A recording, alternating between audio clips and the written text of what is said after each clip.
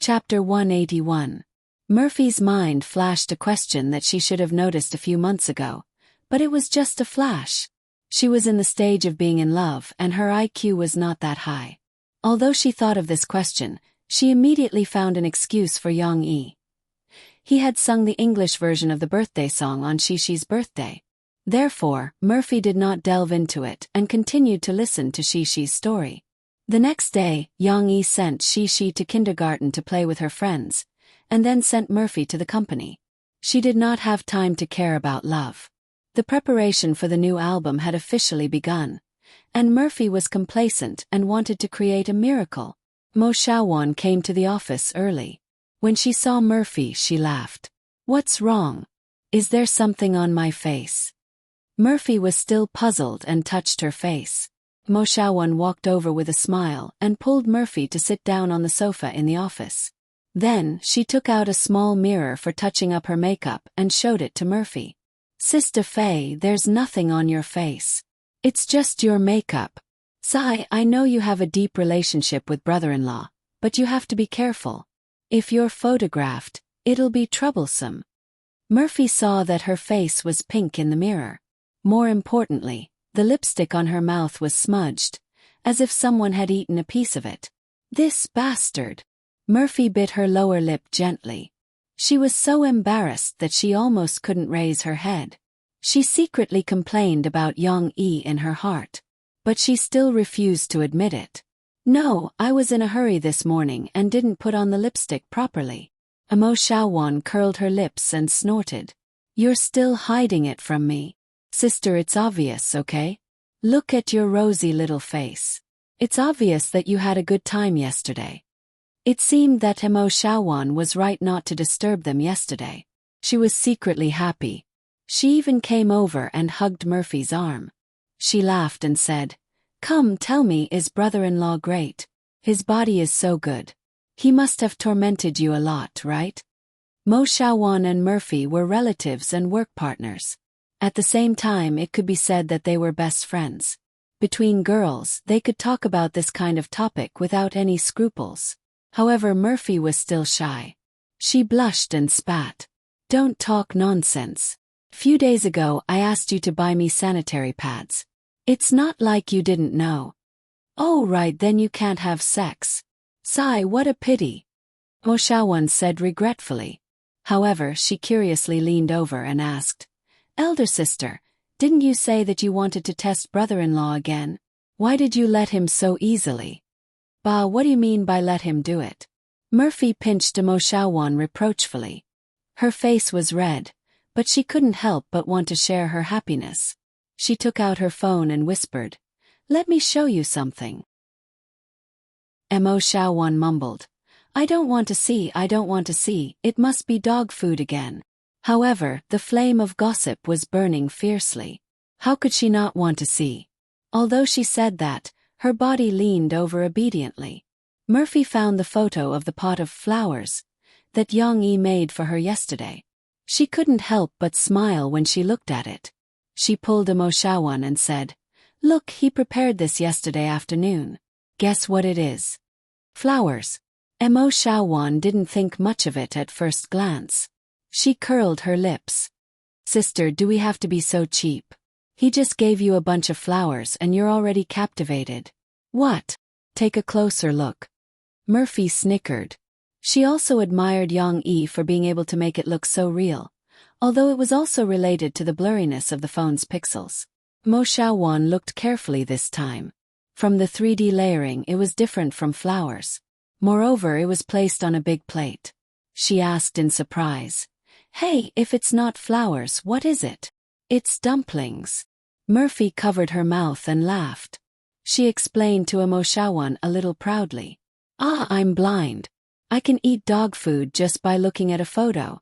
Why didn't anyone give me such cute dumplings? This foodie beauty swears that I will marry whoever gives me a plate of dumplings." Mo Xiaowan shouted in envy. He, well, seeing you in so much pain, I won't tell you what kind of poem he wrote for me later." Mo Fei held back her laughter and said, "So that you won't be in more pain." But women were creatures. They would die if they didn't gossip. It would have been better if Murphy didn't say it. Once she did, Mo Xiaowan couldn't hold back anymore. She quickly pulled Murphy and asked, tell me, what poem did brother-in-law write for you? Is it very mushy?" Under Mo Xiaojuan's threat of scratching an itch if you don't tell me, Murphy compromised. She read the 2 poems that Yang Yi wrote for her to Mo Xiaowan. After a while, Mo Xiaojuan's scream came from the office. "Ah! What sin did I commit? Why did I court death by eating dog food? Great, now my eyes are deaf and my ears are blind. Something's not right." Today, Mo Xiaowan arranged for Murphy to meet the music producer invited by the company. Tianmei and Tianxiang were different. Tianmei was a management company, while Tianxiang was a record company. The former naturally couldn't be like the latter, which had some outstanding music producers in the company. When it came to releasing a record, the company would hire a producer in the industry to help. It could be a producer under a good record company that didn't have a schedule for the time being, or it could be a producer who worked on his own. It was a bit like the nature of a mercenary, but the former's standard was higher than the latter's. Not all of them, but it was common. This time, the producer that Tianmei invited was a middle-aged musician named Ji Ningming. He belonged to the latter and opened his own studio. Ji Ningming's name sounded like he came from a small country in the north, but Ji Ningming was a real China citizen and a musician born and raised in Shanghai. He wasn't unknown. 10 years ago he produced a record for a singer, which was shortlisted for the Chinese Gold Record Award. He was also considered a little famous in the industry. However, it was also at that time that Ji Ningming chose to jump out and become an independent producer, but he didn't expect that the road would be so bumpy. After 10 years, he didn't encounter the opportunity that he had at that time. Not only did he not soar to the sky, but it also brought about a negative impact on his reputation. Of course, Ji Ningming didn't just sink into depravity. He worked hard for a few years and sharpened his edges. He also took on some small orders that he used to disdain, but his own ability was honed. However, Ji Ningming, who lacked resources and opportunities, was still unknown. Although Murphy had heard of this producer a long time ago, she couldn't remember at all. Before meeting Ji Ningming, she asked puzzledly, "Xiaowan, who is this teacher Jean? What about teacher Duan?" Teacher Duan Shurong was also an independent music producer. However, before she jumped out, she was already a famous producer with extensive connections and resources. In her own studio, there were more than a dozen assistants, unlike Ji Ningming, who was in such a difficult situation. In the past, Murphy's records were basically collaborations with her, including the platinum-selling Same Ink Road. The cooperation between the two was very tacit. Chapter 182. Speaking of this, Mo Xiaowan became unhappy and said, "The company said that Teacher Duan's schedule couldn't be arranged. I called Teacher Duan today to ask about her health and found out that Teacher Duan did have an appointment, but it was arranged for Zhenjian's new album." She didn't know if it was arranged before Murphy took out the 12 songs, but Mo Xiaowan couldn't argue with Sister Ling, but she felt very unhappy. Mo Fei frowned, but with her calm temperament, she didn't intend to care too much about it. She nodded and said, "Then what about Ms. Jean?" The meeting was originally arranged to be yesterday, but Murphy pushed it to today. Mo Xiaowan still received Ji Ningming and let him look at a few song scores and had a certain degree of interaction. "Teacher Jean is not bad," Mo Xiaowan said with some excitement. "He's very humble, not as tough as Teacher Duan." "Xiaowan, don't say that about Teacher Duan. He's just strict," Murphy reprimanded. Mo Xiaowan pouted. "Okay, strict. Anyway, Teacher Jean is very gentle and is a very easygoing person." Then I asked him about some of his opinions on these songs. Some of the ideas he talked about were quite similar to yours. His thinking is also very agile. He's probably a real talented producer. She was originally worried that the company would go back on their word and invite a producer with no ability to perfunctorily deal with Murphy. Now, it seems that Mo Xiaowan felt that she was overthinking and gauging the heart of a gentleman with the yardstick of a petty person. No matter what, you should go and see him first before you evaluate. I'm not as professional as you guys, Mo Xiaowan said with a smile. In the reception room, Murphy saw Jean Yingming. The other party was a middle-aged man in his 40s. He wore gold-rimmed glasses and sat upright with his hands on his knees. Murphy wasn't good at dealing with people. After saying a few words, she spoke less and listened more.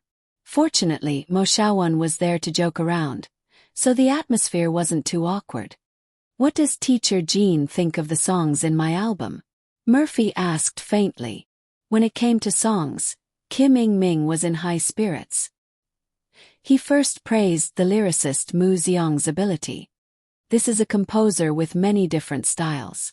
I have never seen such a talented person who can handle blues, rock, and ancient styles at the same time. And what's even rarer is that the songs they create are all top-notch. Then, he talked about some of his preliminary views on the arrangement. Basically, Jean Yingming did not change the original song much. Instead, he added some unconventional instruments to make the accompaniment of the song fuller and mellower. Jean Yingming was in high spirits. After talking a lot, he sighed and said, I heard that Mu Xiang hides himself very well and doesn't show up easily. It's a pity. I really want to get to know him and discuss the use of some musical instruments with him.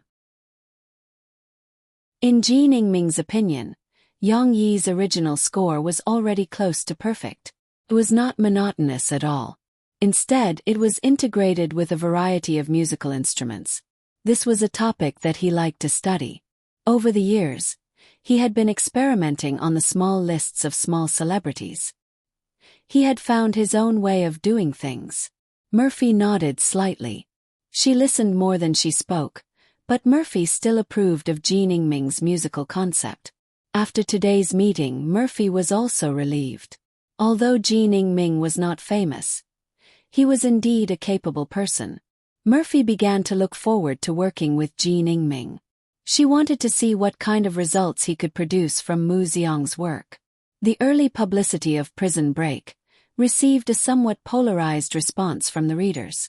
Some expressed strong opposition and suspicion towards Yang Yi's double release, while others supported Yang Yi as usual, looking forward to what kind of story Yang Yi could create for them. Of course, most of the latter were converted from the former. For example, Mu Yuqing. At the beginning, he was especially worried that Yang Yi could not guarantee the quality of his work after his double release. However, after following a group of fastidists to study the tattoo in the poster, Mu Yuqing gradually developed a strong interest in Prison Break. Finally, the day of the new book's release arrived. Mu Yuqing had been waiting in front of the computer. He did not know if he was the first one, but when the first chapter was refreshed, he immediately clicked on it to read. This novel had revealed its uniqueness from the very beginning. There was no chapter name. Below the chapter number was an illustration. Mu Yuqing glanced at it and skipped over. It was not that he was not interested. It was because he had seen this illustration countless times. It was the colorful tattoo on the back. The story unfolded with the words. Mu Yuqing saw a scene in a tattoo shop. The protagonist, Michael Schofield, was receiving a tattoo that almost covered his upper body amidst the buzzing sound of the machine. Michael Schofield. Mu Yuqing frowned. This was a foreigner's name. Could the story take place overseas? Note 1, however, it was not difficult to understand. Tattoos were a relatively niche hobby in China. It was not recognized by the mainstream. Mu Yuqing did not mind and continued reading calmly. While Michael was being tattooed, the tattooist Sid, a gypsy woman with a nose ring, had a conversation with him. Most people choose to start with a small design when they get their first tattoo. Sometimes it's the abbreviation of their mother's or girlfriend's name. Sometimes it's something similar. But they're not like you, who spent 2 months doing a complete set of tattoos. If it were someone else, they would probably have to do it for a few years. Michael put on his clothes and took a deep breath. He said meaningfully, "I don't have a few years. Or I wish I did." Mu Yuqing touched the stubble on his chin. He had a feeling that the author had deliberately foreshadowed something when he wrote this paragraph. However, he did not need to guess. The rest of the story progressed very quickly. Michael returned to a high-end high-rise apartment in a suit and began to tear down the newspaper clippings on the floor-to-ceiling glass window. Suit and leather shoes. So this guy with such a scary tattoo was a gentleman. Mu Yuqing felt that the story was getting more and more interesting. What was even more interesting was that there was another illustration in the article. It was an illustration of a hand tearing apart a newspaper clipping. Mu Yuqing looked at it carefully with interest. A few of the stickers could still be seen clearly. For example, there was a map that looked like a subway route. There was a newspaper clipping that clearly outlined a big headline: Lincoln Barrow's final appeal rejected. The text of this chapter only described how Michael opened the window in the bright night and threw the computer hard drive into the artificial lake downstairs like a pitcher in baseball. What happened after that? Mu Yuqing felt that things were not simple. This tattooed man had already started to clean up the traces. He was definitely going to do something big. However, this damn chapter break. The story stopped here. Mu Yuqing scratched his head in annoyance. He returned to the webpage and tipped the author first. Then he urged him to update in exasperation. Master Yang-yi, don't leave me hanging like this. Hurry up and update, or your legs will be broken. Chapter 183. Urge him to update. That didn't exist for Yang-yi. He still updated according to his own pace. Dividing the day into 2 parts to update 2 chapters was the limit of his ability. It wasn't that it was difficult to rewrite the plot of a TV series into words. If it was just words, Yang-yi could update a few chapters a day without a problem. But this novel needed a lot of illustrations to help the audience understand the plot and the characters. Drawing the illustrations took a lot of time. Updating 2 chapters a day was enough for him. Moreover, Yang-yi didn't like to spend a lot of time on drawing and writing novels. He still had his life, shishi, and music. Well, there was still the coffee shop that he was worried about. Boss, another cup of mocha. Another customer called out. Okay, wait a moment. Yang-yi's thoughts were interrupted. He quickly brewed a cup of coffee and brought it over. After school started, the originally obscure coffee shop became lively. Even if there weren't many students coming in through the back door, it couldn't handle the huge student base of the university. Dozens of people came in a day, which was enough for Yang-yi to deal with. Moreover, some customers didn't leave after finishing their coffee. Some of them came with friends and talked for a few hours. There were also some who used the coffee shop as a study room. After buying a cup of coffee, they hid in a quiet corner to read and study. They sat there for the whole morning or afternoon. Did they think the music in the coffee shop was noisy? No, they were listening to music with their headphones. Yang-yi didn't care about these people occupying the space. He didn't care whether the coffee shop made money or not. Why would he care about these problems? He felt that with more customers he would have less time. When he was busy, he wouldn't have time to daydream. Yang-yi missed the situation when there were only 2 or 3 customers a day. It was so good. He didn't have to make coffee or wash cups. Most of the time, he would sit alone in the shop and listen to music with his eyes closed. Now, if Shishi didn't go to kindergarten, he wouldn't have time to accompany her, right? Yang-yi brought the coffee over and sat down at the bar. He frowned slightly and thought, this won't do. I have to think of a way. How about hanging a sign at the door, saying that only 2 or 3 guests would be accepted a day? If there were any more, they would stop selling coffee. However, he didn't seem to be such a big shot. What reason did he have to reject her? Yang-yi felt that this idea was inappropriate. Should I raise the price? Selling the most expensive coffee to scare people away. But Yang-yi didn't want to be a profiteer who only served the rich. What's more, Yang-yi didn't want to shut out music lovers like Lu Xiaoshu and Miao Chuan who couldn't afford expensive coffee. He had even considered lowering the price. These ideas obviously wouldn't work. Yang-yi suddenly thought of Yan Xiaopei. To be exact, he thought of her flower shop. This woman was very shrewd. She hired university students to work part-time in her flower shop, and the salary was much lower than that of full-time employees. Of course, Yang Yi didn't want to exploit college students, nor did he want to hire cheap labor. However, it seemed that hiring 1 or 2 employees to work in his shop was a good idea. I can give a higher salary.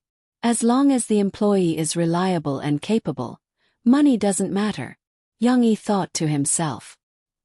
He began to imagine a scene where someone would work for him at the bar, and then he, the boss, would sit leisurely in a booth, reading the newspaper and listening to music. If he wanted to drink coffee, he would go to the bar to get a cup. How cool would that be? Just when Prison Break was on the shelves, Yang Yi's other book was also quietly on the shelves of major bookstores. Shi's Bedtime Stories was a ridiculous name given by the cheating doll's father. Obviously, to the readers, it wasn't attractive at all. Of course, it wasn't that Sahara Publishing House didn't advertise before, but Sahara Publishing House had never touched on children's books before. In terms of copywriting, they were still playing with the adults.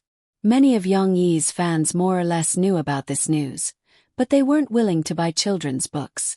Even when the news that Yang Yi had written a fairy tale collection spread among the fan community, many fans thought that it was a rumor and a scam.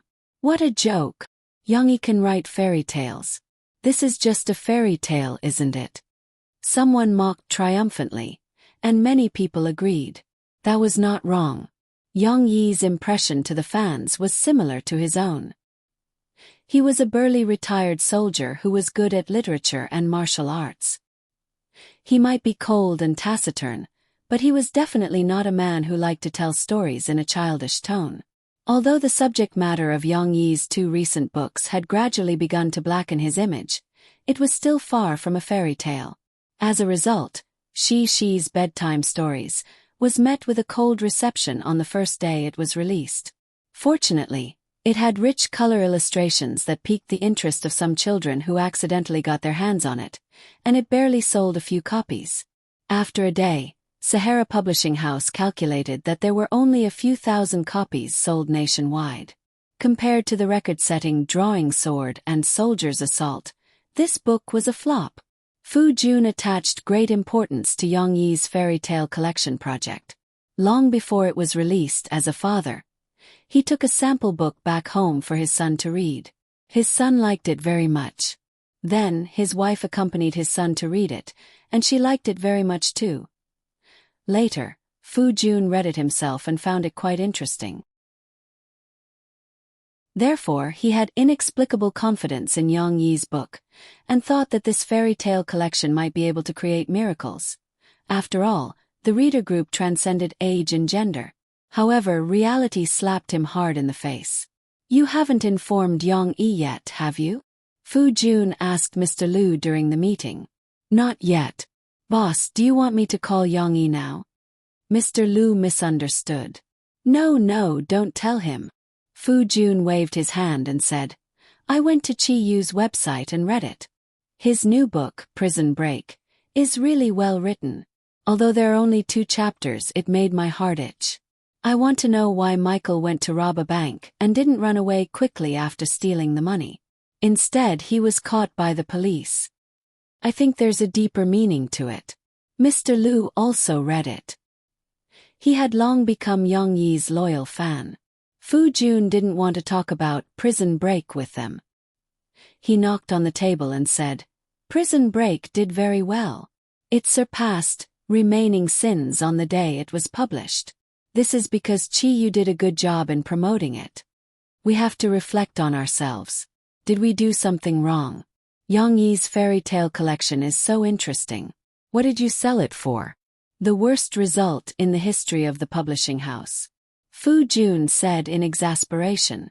Several department managers moved their mouths, but didn't dare to say it out loud. In fact, there were worse results in the history of the publishing house. "Boss, you wrote your own autobiography, but you didn't sell many copies at all. Go back and think about it carefully. What did you do wrong? Go and take a look at how other children's books are doing their promotions and sales. I'll give you a week. I want to see the sales volume. Fu Jun shouted, waving his fist. and the online bookstore. Increase the publicity for this book. I think more people will buy it if it's sold online.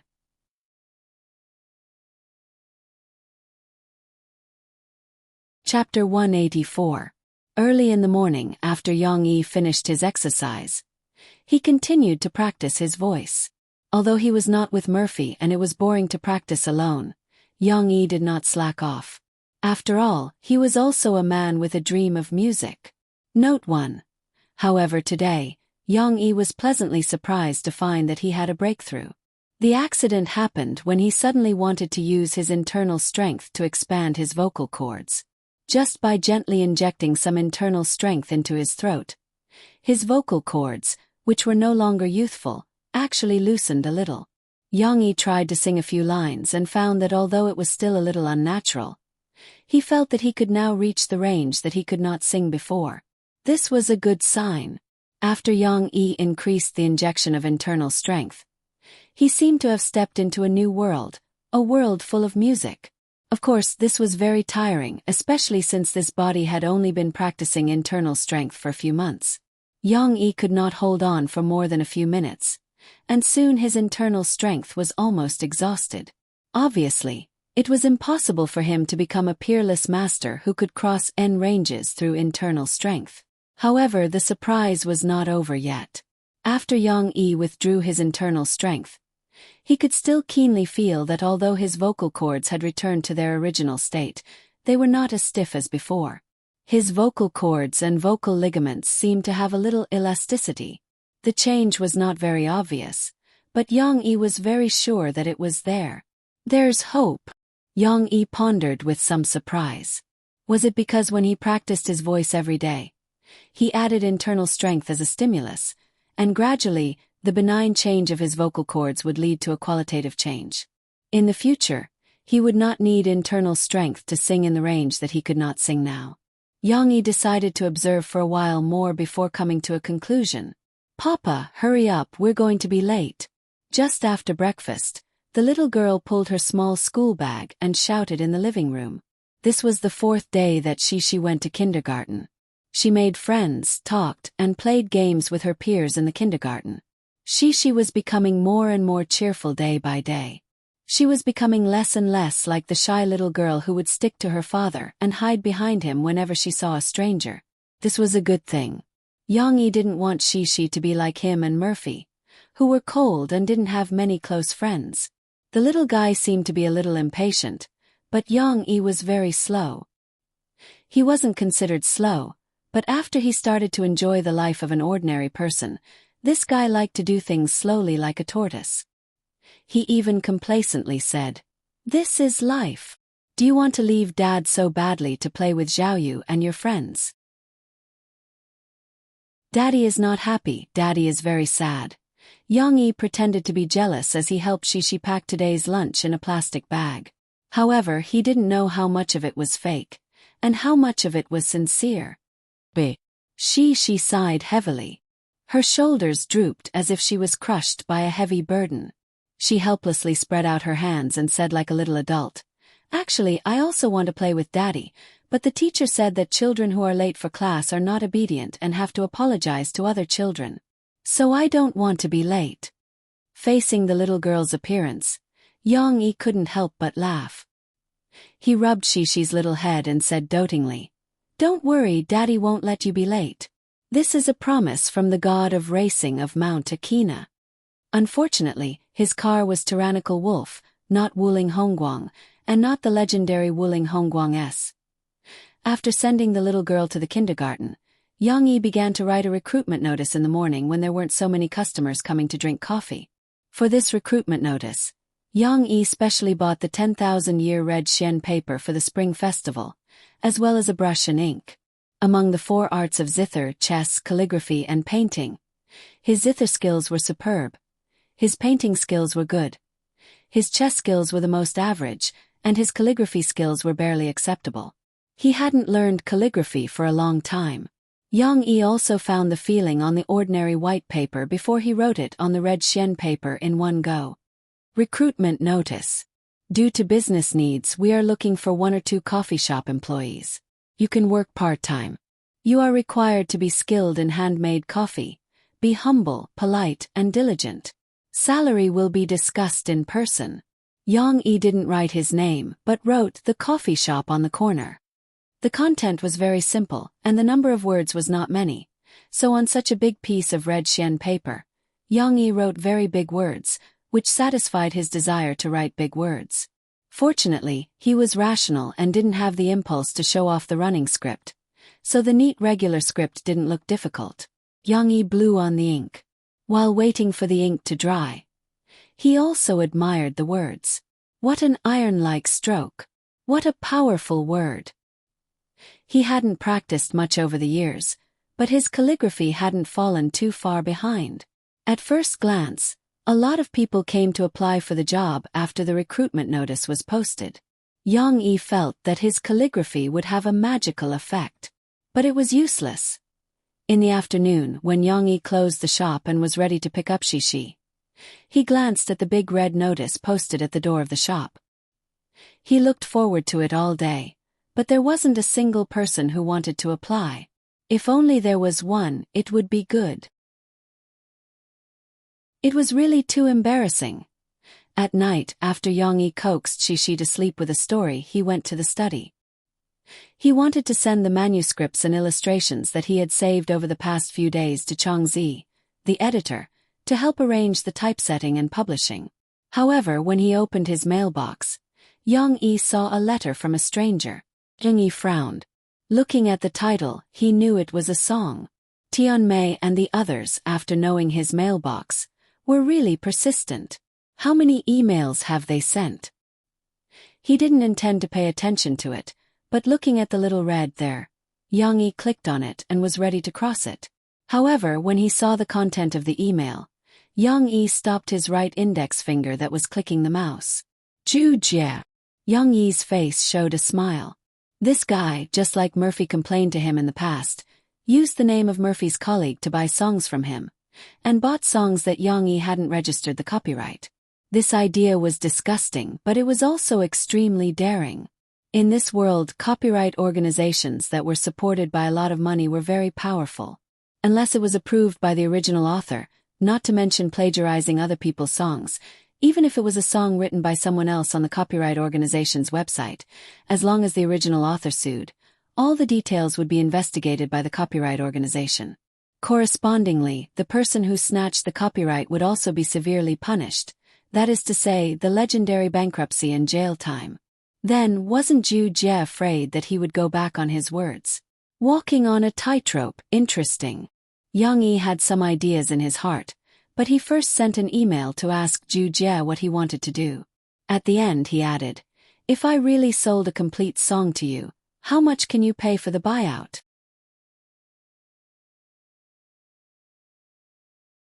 Chapter 185. Wrong number again. It should be 710. Niu Meiling went on a business trip some time ago, but it was hard to say if she didn't dare to face Murphy and deliberately chose this time to go on a business trip to avoid the limelight. After all, people in the entertainment industry stayed in the company all day. It was abnormal to stay in the same city. After returning, Niu Meiling called her secretary over and asked in detail, "How have you been? Did she make a fuss?" This she was obviously referring to Murphy. The secretary was well aware. She shook her head and said with a little confusion, "I didn't see any movement, Sister Ling.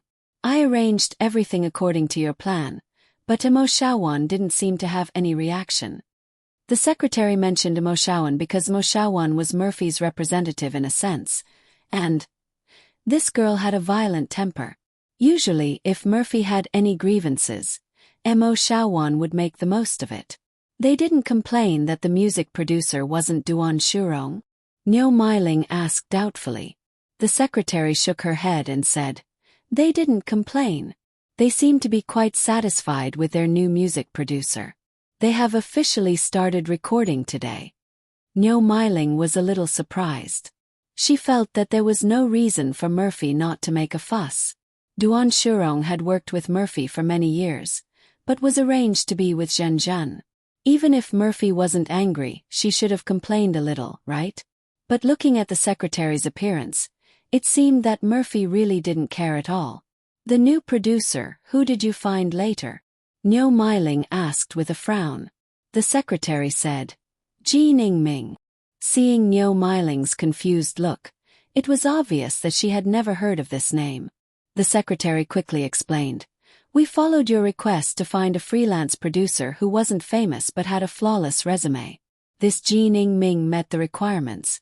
After all, 10 years ago, he produced an album for someone else that almost won the Chinese Golden Album Award, but after that, he didn't have any results. No results in 10 years. Niu Meiling was a little surprised. The secretary smiled and said, Yes, his performance can be said to be very bad.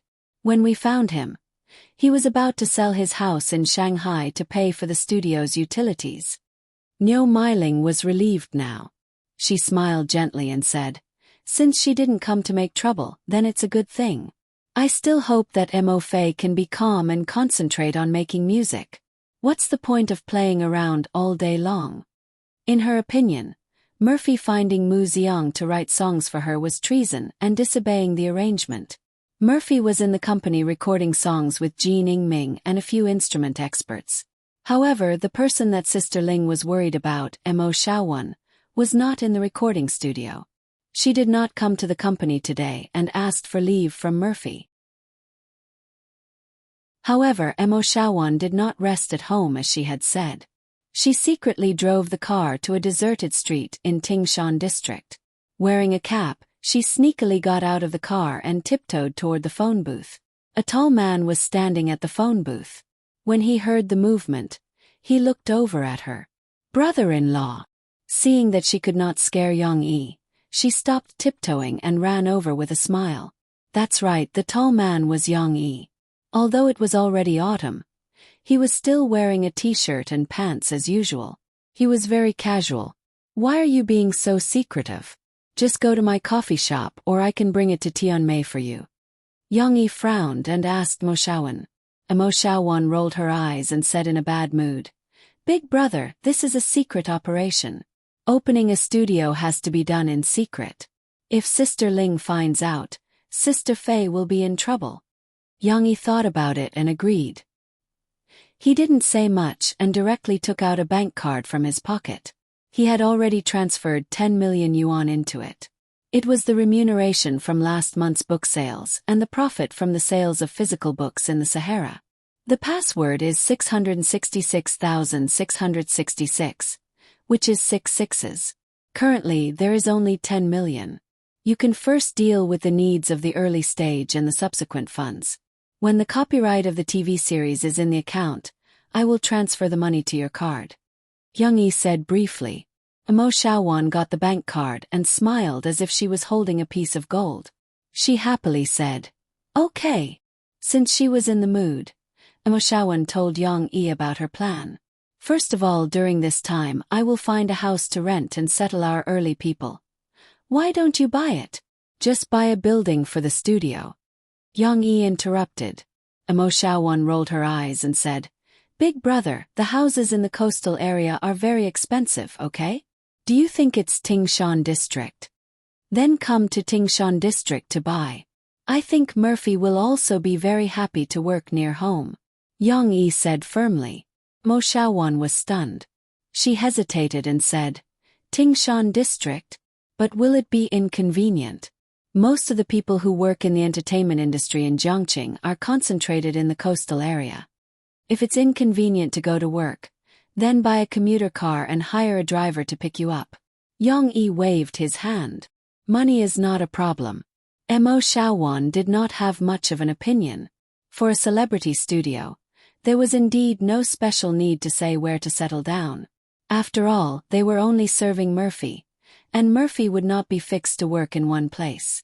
After all, big stars had to fly all over the country. Expanding to a national scale this way, there was no difference between Tingshan district and the coastal area. Moreover, Mo Shaowan was also a little moved by Yang Yi's suggestion. Buying a building for the company's real estate. Just thinking about it made her happy. Okay, then I'll look for it in Tingshan district. Mo Shaowan made up her mind, nodded and said, But it can't be placed near the school. I have to find a place that's convenient and not easy to provoke the paparazzi. Also, buying a building, renovating it, and installing a recording studio are a lot of things. Mo Xiaowan said a lot, as if it was very trivial and irritating, but in fact, her expression was not irritated at all. Instead, she was eager to try and take action immediately. Do you need me to go with you? Zheng Yi asked. Mo Xiaowan seemed to be frightened. She quickly waved her hand and said, No, I can do it myself, and Xiao Ai will accompany me. After that, she grabbed the bank card and ran away, leaving a confused Yang Yi behind. However, Yang Yi was relieved. Yang Yi, of course, had no intention of working together with Mo Xiaowan. He was still a little uncomfortable with this woman's character, so he just asked politely. Yang Yi did not know that Mo Xiaowan, who ran away, was still criticizing him. There's something wrong with this brother-in-law. First, he called me in the middle of the night, and then he took the initiative to help me. I'm afraid that something will happen. It's better to keep a distance. I can't make Sister Fei sad. Our Xiao Ai is still the best. She resigned without hesitation, and now she can help me run errands full-time. If you want to give her an extra drumstick, you have to double her salary first.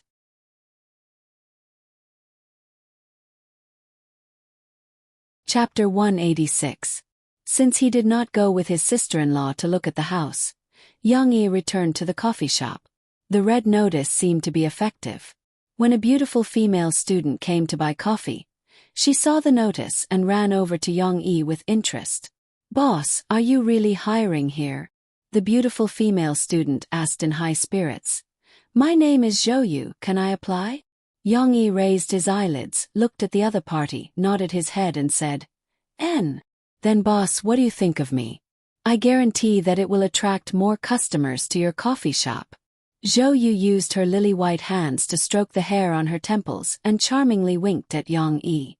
The commotion here also attracted the attention of the two nearby tables. Some female students curled their lips in disdain while some male students' eyes lit up. They could not help but look at Zhou Yu's slim figure. Yang Yi sized up the other party, but his expression did not change. He only lightly said, Nothing much. Zhou Yu was stunned for a moment. Her fingers were glued to her ears and she forgot to put them down. How could there be a man who was indifferent to her teasing? Zhou Yu was, after all, the most beautiful girl in the school. This was also judged by her classmates. Why? Zhou Yu unwillingly asked. Looking at the notice, I want to be proficient in handmade coffee. Do you know how to make it? Yang Yi asked. Zhou Yu naturally nodded her head and said, Of course, I know how to make coffee. Isn't it just tearing open the packaging, pouring it into a cup, then brewing it with boiling water and stirring it? It's that simple. Yang Yi indifferently looked at the other party. Beside them, there were already people who could not help but burst out laughing. Did I say something wrong? Zhou Yu turned around and looked at that person and unhappily asked. Course, that was a female student. She would not spoil Zhou Yu. She proudly raised her head and said, Boss is talking about using coffee beans to grind and brew coffee, not your instant coffee powder.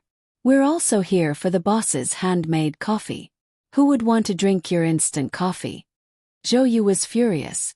She stomped her feet and turned to Yang Yi saying, All right, boss. Even if I was wrong, I don't have to do this. I can help you bring the coffee over. If she had said that she was willing to learn, Yang Yi would have thought better of her. However, the feeling that Zhou Yu gave Yang Yi was that she was very frivolous. It was as if she had not applied for the job because she wanted to experience life and the novelty of being a waitress. Yang Yi ignored Zhou Yu's pitiful and coquettish expression, shook his head and said, I'm sorry, Miss Zhou, please go back. Zhou Yu immediately felt that he had lost face after being rejected so cleanly, and without leaving any room for negotiation. He stomped his feet and left after saying, Humph, you snob. I won't come here again. Yang Yi did not even look at her back. He calmly stood behind the bar and wiped the cups. A few customers began to discuss with interest. Among them, a beautiful girl seemed to empathize with Zhou Yu's feelings. She said to her companion with lingering fear, "The boss is so fierce." "He is a little fierce, but he's not fierce to women. He's just adhering to his principles. I think it's pretty cool," her companion said with a smile. Yang Yi did not pay attention to their discussion. He wiped the cups and thought, "Should I hire some official employees? University students probably wouldn't be able to do this kind of work for long. Moreover, if they were all like Zhou Yu and had a playful attitude, then he would not be hiring an employee to help him share the burden, but a master instead. Just like the 3 British shorthairs at his feet, they were the little masters. Usually it was Shi who took them to play in the shop. Now that Shi had gone to kindergarten, the 3 little masters could only harass Yang Yi. Right now they were gnawing on Yang Yi's slippers. However, Yang Yi still had a way to deal with them. He took out a fluffy ball of yarn from his pocket and shook it, attracting the attention of the 3 little fellows. "Oh." Yang Yi smiled and rolled the ball of yarn out of the bar. Suddenly, the 3 little guys who were watching blankly had completed the transformation from stillness to action. Little Gray was the most active. It jumped out, and Dodo and Xiao Guai did not show any weakness. Following closely behind, the 3 little blue figures hurriedly chased after the little ball of yarn. Prison Break was in the midst of a popular serialization.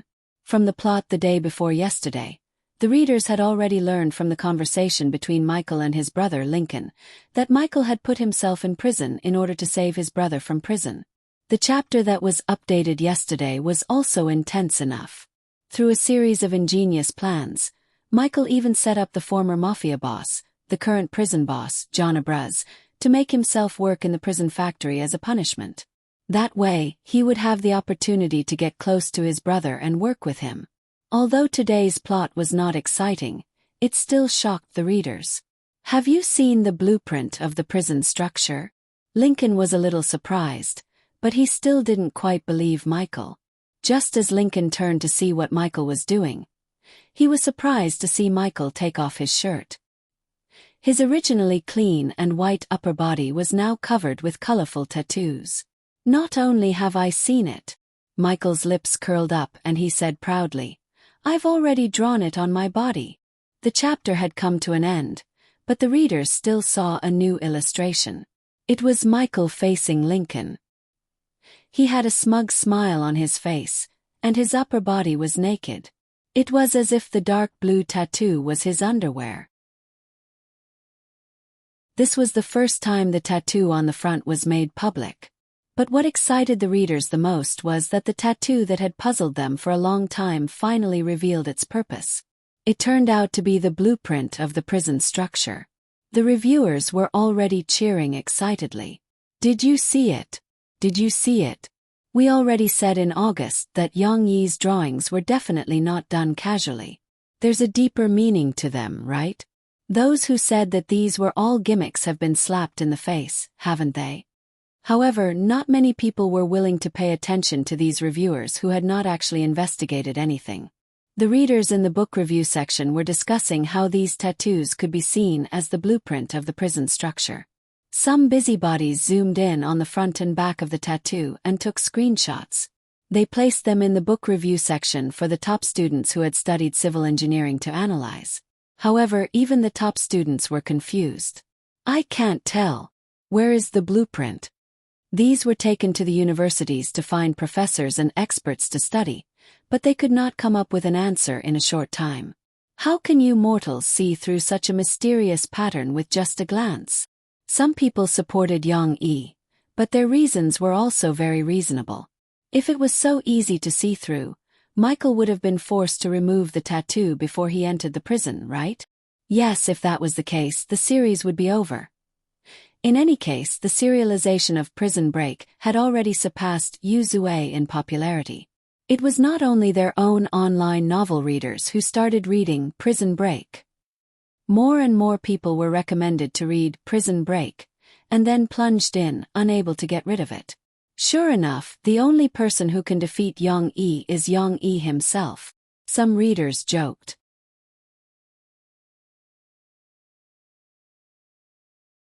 Chapter 187. When the weekend arrived, Shishi was also on vacation. Young Yi, who had been busy for a few days, decided to give himself a vacation. He mainly wanted to accompany his daughter, so he willfully closed the coffee shop. However, he did not follow the example of a certain Mr. Yuan and put a note on the door of the shop to ask for leave. He didn't even want to find an excuse. To Young Yi's surprise, Murphy also came over. Murphy, who had thought it through, also suspended the recording work. She took advantage of the weekend to reunite with Shishi and Young Yi for 2 days. In the past, Murphy was a workaholic. When she was preparing for her comeback album, she really stayed in the recording studio day and night. She even had to take time to send Shishi to Young Yi's house. I don't know why. Maybe after experiencing failure, I understood that music also needs to be done slowly. People who criticized me were right. Slow work produces fine work. When Murphy answered Young Yi's doubts, she herself was a little confused. She leaned against the fence, looked at the starry night sky, and continued to murmur, "Maybe it's because I now realize that music and family are actually equally important. I don't want to put all my energy into work and neglect my daughter's growth. What about me?" Young Yi hugged Murphy from behind and interlocked his fingers with hers. Murphy was not confused at this time, but she shrank her head playfully, squeezed into Young Yi's arms and said, "Is it because of you?" Yes. Young Yi's arms were still very warm. On Saturday they stayed at home, listening to Shishi's kindergarten story and playing with the 3 little British Shorthairs. Then in the evening after Shishi fell asleep, Young Yi and Murphy had a romantic time again. Originally they were already in love with each other, and they had already done what they needed to do. Moreover, it was not like the last time when they had Murphy as a relative. It was inevitable that something would go wrong between them. The story of this starry night was indescribable. On Sunday, the refreshed Young Yi had a special arrangement. "Let's climb Pavilion Mountain and have a barbecue there." Young Yi had prepared all the ingredients, equipment, and charcoal for the barbecue early in the morning. Cece was the most supportive. She jumped up and down and cheered. "I love going there to play the most. But barbecue in the mountains, won't it cause a fire?" Murphy, whose face was rosy, was fiddling with the wind and rain flower she bought yesterday. She asked worriedly as she sprayed the flower. "There is indeed such a risk." Young Yi smiled and said, "But don't worry, I'm an expert in cooking in the mountains. With me here there is no risk. But I'm a little worried about you. Can you walk?" Young Yi walked over worriedly. He pressed Murphy's shoulder and asked softly. Murphy still felt a little unnatural when she woke up in the morning. Although it was not the first time and she had given birth to a child, it had been too long since she did it. Young Yi also tossed around for a whole night. "I can walk, why can't I walk?" Murphy was so scared by Young Yi's words that she did not dare to raise her head to look at her daughter. She reached out and hammered Young Yi's chest. She whispered, "Do you want to die, saying this in front of our daughter?" Young Yi scratched his head and laughed. "I'd better change the route. Let's not climb the mountain. I'll drive into the mountain. I want to go, I want to go." She shouted to announce her existence. She was so excited that her little face was flushed. "Of course we want to go. Today your papa must cook delicious food. He must be responsible for us." Murphy smiled and hugged Shishi. She kissed her and said meaningfully. Just as Murphy was packing up the clothes and Young Yi was arranging the barbecue ingredients, Shishi ran over again. "Papa, can we take Xiao Guai and the others with us?" The little girl was still very thoughtful. At this moment she took her father's hand and asked a little worriedly, "If we are not at home, Xiao Guai and the others will be very scared." Young Yi patted Shishi's little head and smiled gently. "Of course we have to take Xiao Guai and the others with us. But Shishi, can you shoulder the responsibility of taking care of them?" They definitely had to take the kittens with them because after Young Yi and the others set off, they would play for almost the whole day. If the kittens were left at home, they would probably be starving during the day. Shishi was very happy when she heard this. The little girl puffed out her chest, tightened her little face and promised seriously. I can, Papa. I will take good care of Xiao Guai and the others. The book was right. Don't treat children as children who don't know anything. Give them some small tasks that are within their ability, and they can create unexpected surprises for adults. After a while, Yang Yi carried the big hiking bag to the living room. He was surprised to see that she was stuffing the kitten's things into her small bag. At the same time, the 3 little British Shorthairs were either lying, sitting, or walking around the little girl, looking up. Why are you packing the kitten's toys? Yang Yi came over, glanced at them, and asked with a smile. Yang Yi took out a fluffy little cloth mouse and played with it in his hand. This immediately attracted the kitten's attention. Even Dodo turned over from the ground and stood up, staring at the little cloth mouse that was rolling in the air with its big eyes. She didn't let it go. She jumped up, pulled her father's hand, and grabbed it. Papa, don't do it. It wasn't easy for me to pack it up. Are you going to take it outside for them to play with? Yang Yi saw his daughter nodding, so he smiled and touched the little girl's head. You don't have to take too much. We're just going out for a while. They won't be able to play with that much. She's big eyes were a little confused. She scratched her head, pouted, and said, Then what should we do? Come on, Papa will pack it up for you. Let's take a few toys, the cat food that they ate at noon, and the milk that the kittens want to drink. Yang Yi comforted the little girl, and then helped her take out some toys that the big cats didn't need. On the table, a small shuttlecock that the kittens were playing with accidentally rolled down, and immediately caused a big fight between the 3 kittens. Hee Xiao Guai, come on, Xiao Guai, come on. She's attention was attracted. The little girl didn't have time to watch her father pack, and turned to join the fight. As a cheerleader, she not only didn't act as a referee, but also often helped Xiao Guai fight. At around 10 o'clock in the morning, they finally set off. Yang Yi drove the car, carrying Murphy, Shi, and the 3 kittens in cages in the trunk, to the depths of Tingshan Mountain. Tingshan Mountain was both small and big. The small one was Tingshan Mountain, which bordered Jiangqing Media University. This was the main mountain, but it wasn't as tall as Mount Huangshan or Mount Tai. It was just a small mountain peak. It was reasonable to say that it was big, because the entire Tingshan Mountain was a small mountain range. Behind it were continuous mountain ranges and valleys, forming a small mountain range with Tingshan Mountain as the head. The place that Yang Yi drove to was another relatively flat mountain range. Currently, there was a mountain road, but the corresponding scenic area hadn't been built yet. There were few people and it was a good place to drive. On the road, there was only Tyrannical Wolf's car on the winding road. Yang Yi opened the windows and even opened the roof, and the wind really started to blow. Murphy, who had recovered very quickly, and no longer felt any discomfort, sat in the back seat with Shi. They were in a good mood. Murphy even clapped her hands and sang a ballad to Shi. Time passes slowly, you go slowly, I want to accompany my baby in a small boat, flowing along the river. The little girl also clapped her hands, her face full of smiles as she shook her head to the beat. Yang Yi drove the car with a smile on his face as he listened quietly. The ballad, which wasn't considered famous in this world, was actually melodious and moving when sung by Murphy's clear and gentle voice. It wasn't known if the cicadas in this mountain had reached the end of their lives because autumn had arrived, or if they were intoxicated by the song, but they didn't make a sound. A warm breeze blew past, and only the rustling of the leaves could be heard, echoing the song from afar.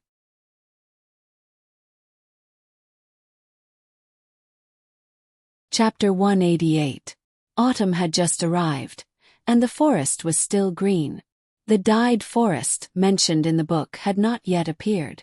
Only the occasional falling leaves had a trace of autumn yellow. But before it floated to the ground, it was caught by a big hand. Yang Yi carried a heavy backpack and walked at the back. He casually tore the fallen leaves that he grabbed, peeled them off bit by bit, and left the veins. He wrapped them around his finger like a ring, and then casually threw them aside. This was a bad habit left by his childhood training in the jungle in his previous life. Whether it was to pass time or to relieve the pressure of life and death, this bad habit was still very smooth. However, it was just reminiscing. Looking at the two beautiful flowers in front of him, one was a big blooming white azalea, and the other was a small and cute orange jasmine, Young-yi felt that this life was just right for him. This place is almost there. Young-yi stopped Murphy and Shishi and smiled. It's too close to the stream, so it's a bit wet. The place that Young-yi chose was not too far from the road, and the car could still be seen from the side of the road.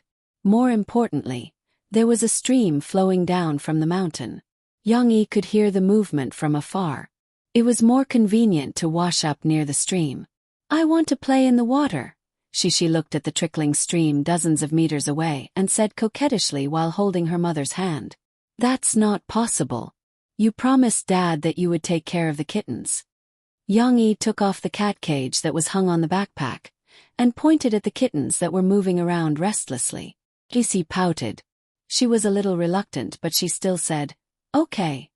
However, there was still a 3-year-old Mo here. It's okay to play for a while. Let Dad take care of them first. Anyway, they can't run away from the cage. I wonder if there are any small fish in the stream. Let's go catch some for the kitten. Murphy rolled her eyes. She put down her backpack and approached Young-yi's backpack. Then, she giggled and pulled Shishi's little hand. Although she knew that a 2-month-old kitten couldn't eat it, it could still be used as an excuse. Thinking about the cool stream flowing over her feet, Murphy's childishness was aroused. Good. Cats love fish the most. She hurriedly put down the cat cage on the ground and pushed it towards her father. She pleaded, Papa, can you help Shishi look after Xiao Guai and the others? The little girl's tone was very sincere, and she even used her invincible big watery eyes. Young-yi couldn't resist. He helplessly waved his hand and said, Go and play. Murphy, you have to hold Shishi's hand. The pebbles may be slippery. Young-yi couldn't help but remind her. In fact, he could see that the stream was very shallow. It might be the kind that just covered the ankles. But as a parent, how could he not be worried? I know.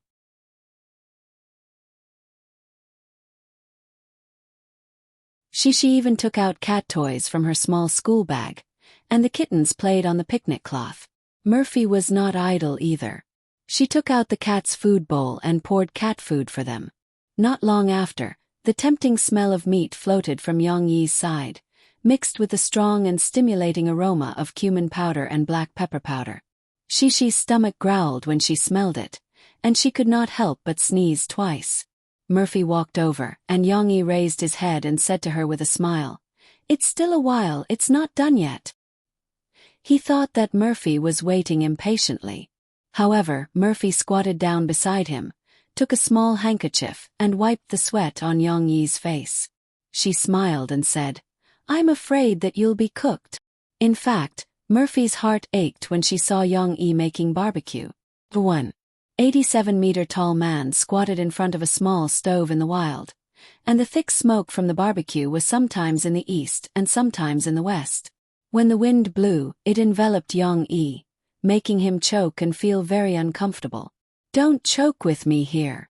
Young-yi smiled and said, Go and play with Shishi, and we can eat barbecue later. You're chasing me away. Murphy pouted and pretended to be unhappy. You're unhappy. Young-yi looked at her red lips and could not help it. He secretly looked in the direction of Shishi, and the little girl did not look in his direction, so he became bolder. Young-yi turned his head and kissed Murphy's red lips, and then pretended that nothing had happened. He turned around and used a bamboo stick to remove the tin foil wrapped around the enoki mushroom, leaving only the blushing Murphy. Young-yi. Mo Fei let out a reproachful cry. She blushed, but she didn't have time to beat Young-yi with her small fists. Instead, she looked in Cece's direction anxiously. This intimacy was actually nothing, but she was afraid that her daughter would see it.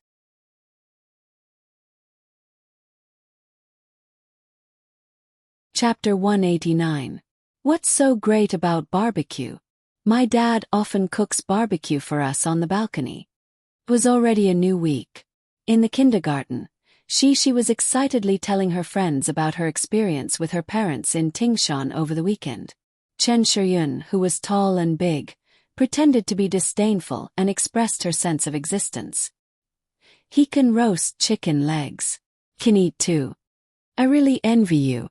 Nan Zhaoyu, the quiet and gentle little boy who recited poems, was hugging his legs and mumbling. My mom always says that I can't eat too much junk food, so she won't let me eat this and won't let me eat that. After a week of exercise, young Luoqi gradually changed from the introverted and shy girl at the beginning. She would now share her inner thoughts with her friends. My mom also doesn't let me eat barbecue, and I have to eat more vegetables so that I won't get fat. Inadvertently, these words hurt the chubby little girl next to her, Lan Exan. However, how could Lan Exan be so narrow-minded? She didn't care at all, and her attention was completely focused on the delicious food she was talking about. My dad also made a lot of vegetables. He wrapped them in white and shiny paper and roasted them. There are also big eggplants, which are very fragrant. As Cece spoke, she suddenly thought of something. Her big eyes sparkled as she looked at Chen Shiyun and said, "By the way, there's also cotton candy. The cotton candy that Chen Shiyun brought for us today. My papa also roasted it." Cotton candy can also be roasted. Chen Shiyun, who found that she couldn't become the center of attention even if she stood up, was discouraged. She sat back and asked in surprise, "Cotton candy barbecue." When these two words were connected, her friends all focused on she. It's delicious. She recalled and couldn't help but stick out her pink little tongue to lick her mouth. My dad roasted the cotton candy and then used 2 biscuits and chocolate to pick it up. It's sticky, sweet, and super delicious. Hearing the little girl's words, her friends all started drooling. Lan Exan couldn't hold it in any longer. She swallowed a mouthful of saliva and touched her bulging belly. She pursed her lips and said, I just finished eating. I feel hungry again." Fortunately, she did not need to be tortured anymore. "Little kids, it's time to take a nap." Teacher Mu walked in, clapped his hands, and said with a gentle smile, interrupting the little fellow's discussion. The story of Prison Break was getting more and more exciting, especially after the appearance of the iconic character Teabag. Unlike other novels where the reader had to rely on their imagination, Prison Break, written by Yang Yi, was interspersed with rich illustrations. In this chapter, there was an illustration of Teabag. Yang Yi almost used a sketch to draw the image of the character played by Robert Knapp, a fierce man with thin cheeks and prominent cheekbones. He had messy hair, a beard that could not be trimmed but was still shaved a little sexily, and a pair of terrifying eyes. Those eyes were not fierce, but they were very evil. One could see the mockery in his turbid eyes, as if all the people and things in the world were under his perverted control. There was a lot of controversy about this character in the book review section. Most readers expressed their disgust for him immediately. After all, Teabag was put in prison for pedophilia, rape, and murder. Thinking of what he had done in the past, the readers shuddered. What was even more disgusting was his appearance. It was written in the book. Behind Teabag was a man with exquisitely groomed hair. He had a feminine smile and disdain on his face. He snuggled up to Teabag like a little bird, his fingers tightly gripping the corner of Teabag's trouser pocket as he followed Teabag's every step. Although it was a description of Teabag's boy toy, it also reflected Teabag's twisted personality. In prison, he used men to satisfy his sexual needs. Seeing him, the book review section almost exploded. Most of the active reviewers were criticizing this character and Yang Yi. "It's so disgusting. Why write such a character? I threw up last night's dinner. Can't you just write the plot of Michael rescuing his brother, and then the two of them reunited happily outside the prison? Do you have to do this and that to disgust us readers? I just want to know, how many chapters can this Teabag live in this book? If there are more of his plots, I won't read it anymore. I'm abandoning the book." Is it necessary to lower the IQ of the supporting characters to this extent? With Teabag's small stature, there are people in prison who can whittle him down to a stick at any time. How can he be the boss? I think Yang Yi's brain is damaged. He wrote such a character to disgust us. Boss, hurry up and delete him before he appears in a few chapters. I hate rapists the most in my life. He's also a psycho who likes men. Why is the protagonist still talking to him? Is he going to work with him in the future? Looks like it. Let me guess, the protagonist is forced to work with Teabag and has to contribute his own flour. Haha, the author is retarded. In this one-sided scolding, there were still people who came out to say a few words of justice. The author naturally has his own deep meaning in setting up this character. What are you guys shouting about here? Yang Yi, come. Here's the pen, you guys write. I don't think there's anything wrong with Teabag. There are so many psychos in prison. Don't tell me you guys want all the prisoners in a prison to be pure white flowers. Boss Yang's skills are improving day by day, and the character creation is getting better and better. Doesn't matter, you guys can scold as much as you want. The more you scold, the more successful the character creation of Teabag is. Teabag, the mafia boss Abraz, and the protagonist's dorm mate named Sucre. You may find the existence of these people annoying, but these are all reasonable. They are all possible characters in prison, and at the same time they are also necessary for the plot, which is to create trouble for the protagonist in the constant conflict. How can a prison break be smooth? But it couldn't be helped.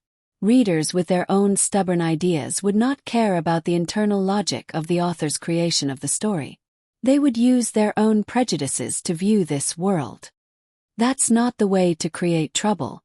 Write a psycho to disgust the readers. Even if you write some extremely vicious criminals, it's still reasonable to catch the protagonist and beat him up. Why do you have to write such a psycho? The most hated people in prison are rapists. If a person like Teabag was in reality, he would have been beaten to death by the people in prison. If you ask me, there's a problem with this setting. We're not scolding Teabag, we're scolding the author. Those who are washing the floor, look carefully. Author, if you're still writing about Teabag, hurry up and let Lincoln escape, then we won't subscribe anymore. What kind of rubbish book is this? It's so annoying. The protagonist has such a high IQ. Why doesn't he devise a plan to kill Teabag? Or tell the warden? He has such a good relationship with the warden. I can't stand it. It lowers my IQ. I'm abandoning the book. Goodbye. However, Yang Yi did not look at the book review section. Prison Break was still updating according to the original plan without any changes. At the same time as the story progressed, Prison Break became more and more exciting. The book review section was full of criticism, but it could not stop its popularity. This was a phenomenal novel destined to break records.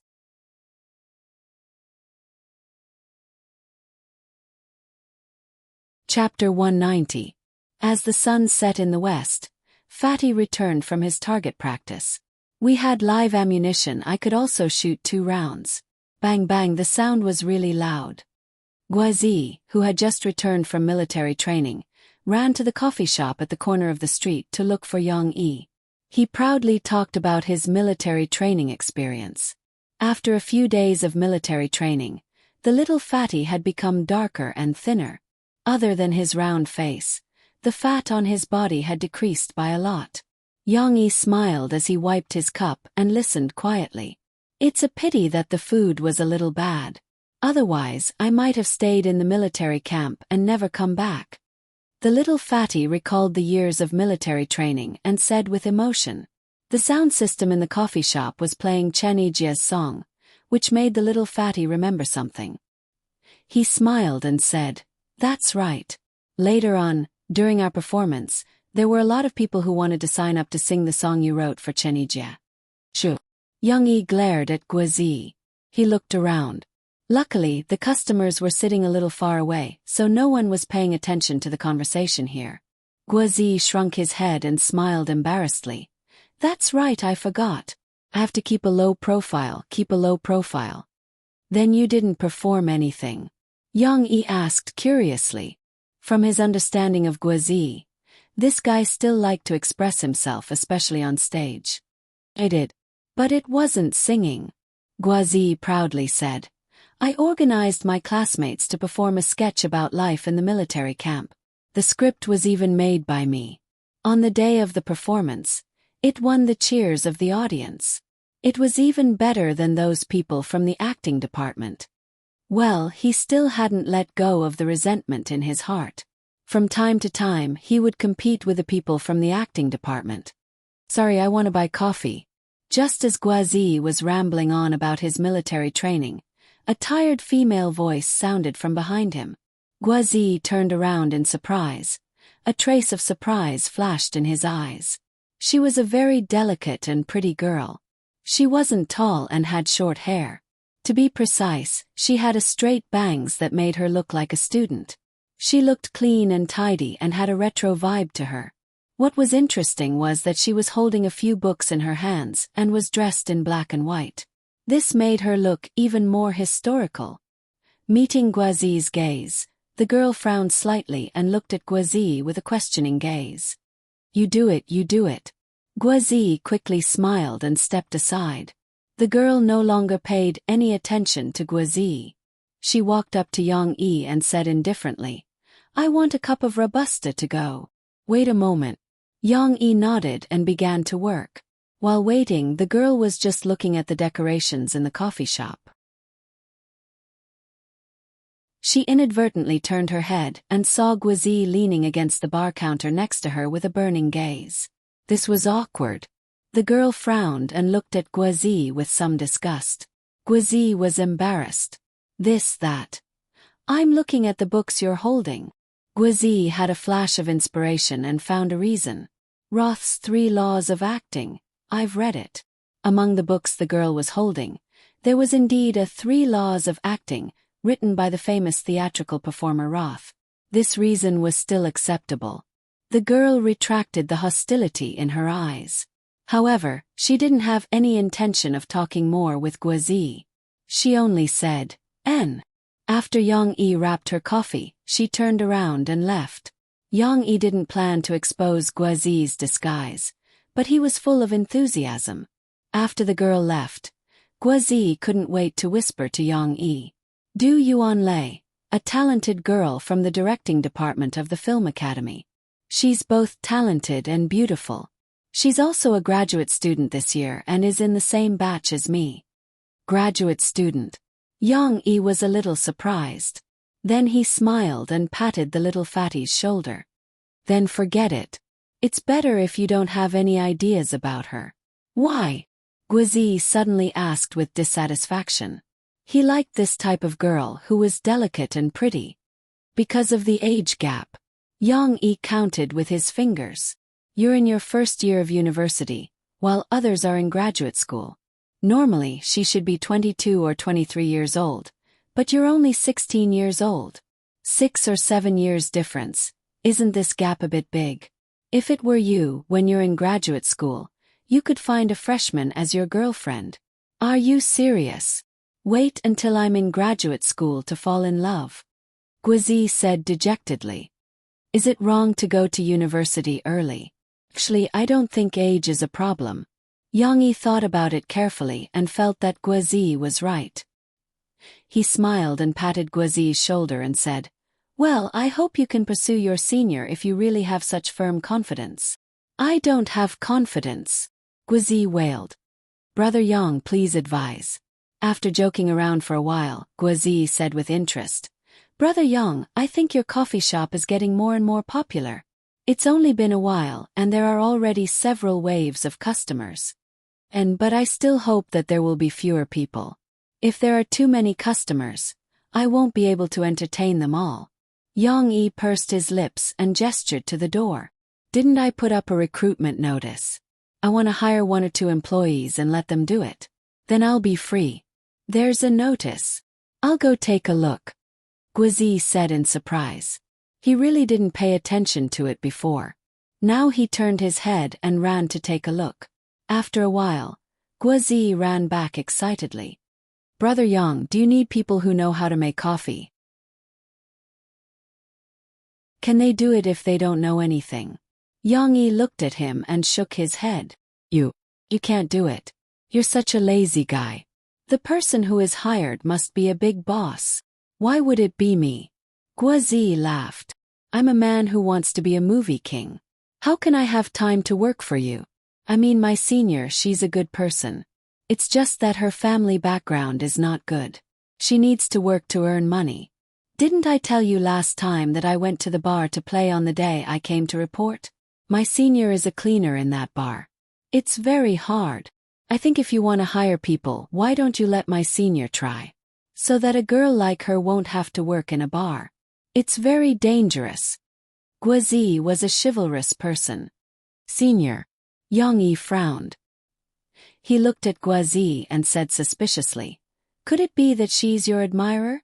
Don't use my matter to do favors for you. I want to hire coffee shop staff, not for you to hire beautiful women. Guozi complained. How can it be? Senior Ding is not good looking. She's dark and thin. How can I like her? It's mainly because she helped me a lot when school started. I also want to help her. To be honest, my senior has a good character. She can bear hardships and is serious and active. It's just that she doesn't know how to make coffee. How can she have the money to drink coffee? Guozi seriously recommended. Yang Yi nodded slightly and said, if that's the case, as long as she's willing to learn, I can teach her. It's settled.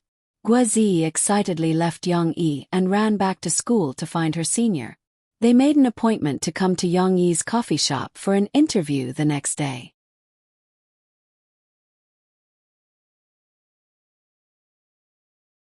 Chapter 191. Goodbye, Shishi. Goodbye, Exiner. Goodbye, Shishi. Goodbye, Zhaoyu. Goodbye, Shishi and Shishi's father. Goodbye, Qinshin. Well, goodbye to you too. Yang Yi held his daughter's little hand and nodded gently with a smile. Now, almost every time he picked up and dropped off Shishi, Yang Yi would encounter such a situation. There were many children saying goodbye to Shishi. The little girl had surpassed Chen Shiyun and became the new generation's king, of course. Shishi walked a completely different path from Chen Shiyun. Chen Shiyun was a little violent, but the little girl used her charm to attract people's love. Yang Yi was a little surprised every time. After all, Shishi used to play freely at home and was very shy outside. He didn't expect that the little girl would become cheerful and outgoing after more than a week in kindergarten. But this change was good. Today, on the way home, Shishi, as usual, sweetly told her father what had happened in kindergarten, especially that teacher Shen had taught them how to dance. Chi-Chi learned the best. She said that her mother knew how to dance and that she had learned it before. Then I also danced very well. Teacher Mu also praised me. She said with a smile, as if she was waiting for her father's praise. Really? Tonight you must dance for Dad. Dad thinks that our Shishi's legs are so long that you should be very good at dancing. Yang Yi smiled and said to Shishi. The little girl was happier than anything else when she got her father's approval. She smiled sweetly and said, okay, then I will dance for Papa when we get home. It's a pity that your mother is not at home. She can't watch. Yang Yi said casually. We can go to Mom's workplace. I used to ask Auntie Shaowen to take me there when I missed Mom at night. She said excitedly. Yang Yi pondered for a moment and nodded. That's a good idea. After dinner, Dad will take you there. You can dance for Mom and Dad to see. That's great. I can see Mom again. The little girl clapped her hands happily. While Yang Yi was preparing dinner, Shishi ran into the kitchen with little sweetheart in her arms. Xiao Guai actually felt a little uncomfortable being hugged by its little master, but it had no choice. She hadn't seen Xiao Guai for a whole day, and Shishi liked to be intimate with it. Are you sure it's not rape? Papa, I have a question to ask you. Shishi stood at the door, trying her best to hug Xiao Guai's stomach with her left hand while raising her right hand high. In kindergarten, the little guy had also become very polite. Yang Yi turned down the fire, put the lid on the pot, and let the braised fish simmer. Then he turned around and said with a smile, "Go ahead. Papa, can I invite my friends to play at home?" She looked at her father expectantly and asked. It turned out that when she told her friends in kindergarten that she had 3 kittens at home, her friends were all very envious. "I also have a dog at home, a big dog." Chen Shiyun still liked to pull the topic to herself, but obviously, kittens were much more attractive than big dogs. Okay. Chen Shiyun saw that other people's attention was still on Shi, so she shook her head disappointedly and continued to talk about kittens with her friends. "Shi, why don't we go to your house to see your kittens?" Unexpectedly, Chen Shiyun's suggestion was unanimously supported by her friends. Seeing that the center of attention was on her again, Chen Shiyun thought of something and said proudly, "It would be great to go to Shishi's house to play. Shishi's father cooks delicious food. Let him make barbecue for us. I also want to eat roasted cotton candy. I want to eat it too." Lon Xin drooled and couldn't help but say.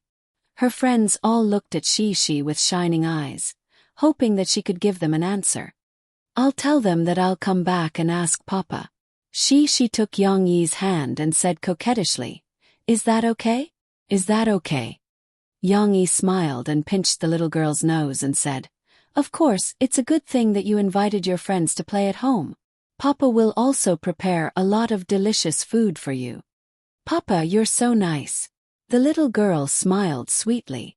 "But you have to count how many friends you have at home and when will they come." Yang Yi smiled and gave the little girl a task. "Papa has to contact their parents and tell them our home address." Cici happily ran out with little Guai in her arms.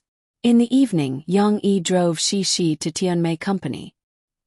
He had contacted Murphy in advance, and Mo Shaowan was waiting downstairs early. She guided him to the underground parking lot and then went upstairs through the internal elevator. "Does Murphy usually work overtime so late?" Yang Yi asked casually in order to ease the quiet atmosphere in the elevator. Mo Shaowan yawned and said lazily, "Yes, she wants to release her new album as soon as possible, so she records songs day and night. Our producer has already gone back, but she's still not satisfied and feels that she needs to find a new state." "Okay," Yang Yi responded. Then he didn't say anything else. The elevator fell into silence. Shi, on the other hand, was holding a teddy bear in her left hand and 2 roses wrapped in plastic paper in her right hand. She was jumping up and down happily because she was going to see her mother soon. Yang Yi suddenly thought of the teddy bear and the roses on the way. He stopped the car and bought them at the roadside flower shop. Why did he only buy 2 flowers? Because if there were too many flowers with Murphy's character, she would probably find a vase to put them in. 2 flowers were just right, one for him, one for Shi, and one for Murphy. As for the teddy bear, Shi saw that there was one in a special bouquet of roses and clamored for it. Yang Yi paid more money and persuaded the shop assistant to take it out for the little girl.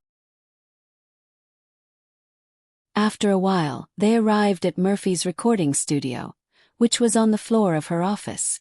Shi ran first and threw herself into the arms of Murphy, who had just stood up from the chair, and called sweetly, "Mom!" The little girl couldn't wait to reach out her 2 small hands and offer the gift. "Mom, look, this is what I and Papa bought for you. This teddy bear is mine, and the flowers are mine and Papa's." Murphy also smiled and kissed the little girl's face. Her voice was slightly hoarse, probably because she had practiced for a long time today. She is so good. Mom likes your gift very much. Do you still want to practice today?" Yang Yi waited for the mother and daughter to be intimate before he asked with concern, "Do you want to take a break? I think your voice is a little weak, you need to take a break. No matter how anxious you are, you can't overwork yourself." Yang Yi was rarely so long-winded, except when he was talking to Shi. Murphy listened and felt warm in her heart. However, she wasn't good at showing that she was moved, so she pouted and said, "I know, Uncle who likes to care about this and that." Mo Shaowan, who was next to them, felt sick for a while. She shook as if she couldn't stand it and muttered in her heart, "Do I not want to be a third wheel here? I feel so full."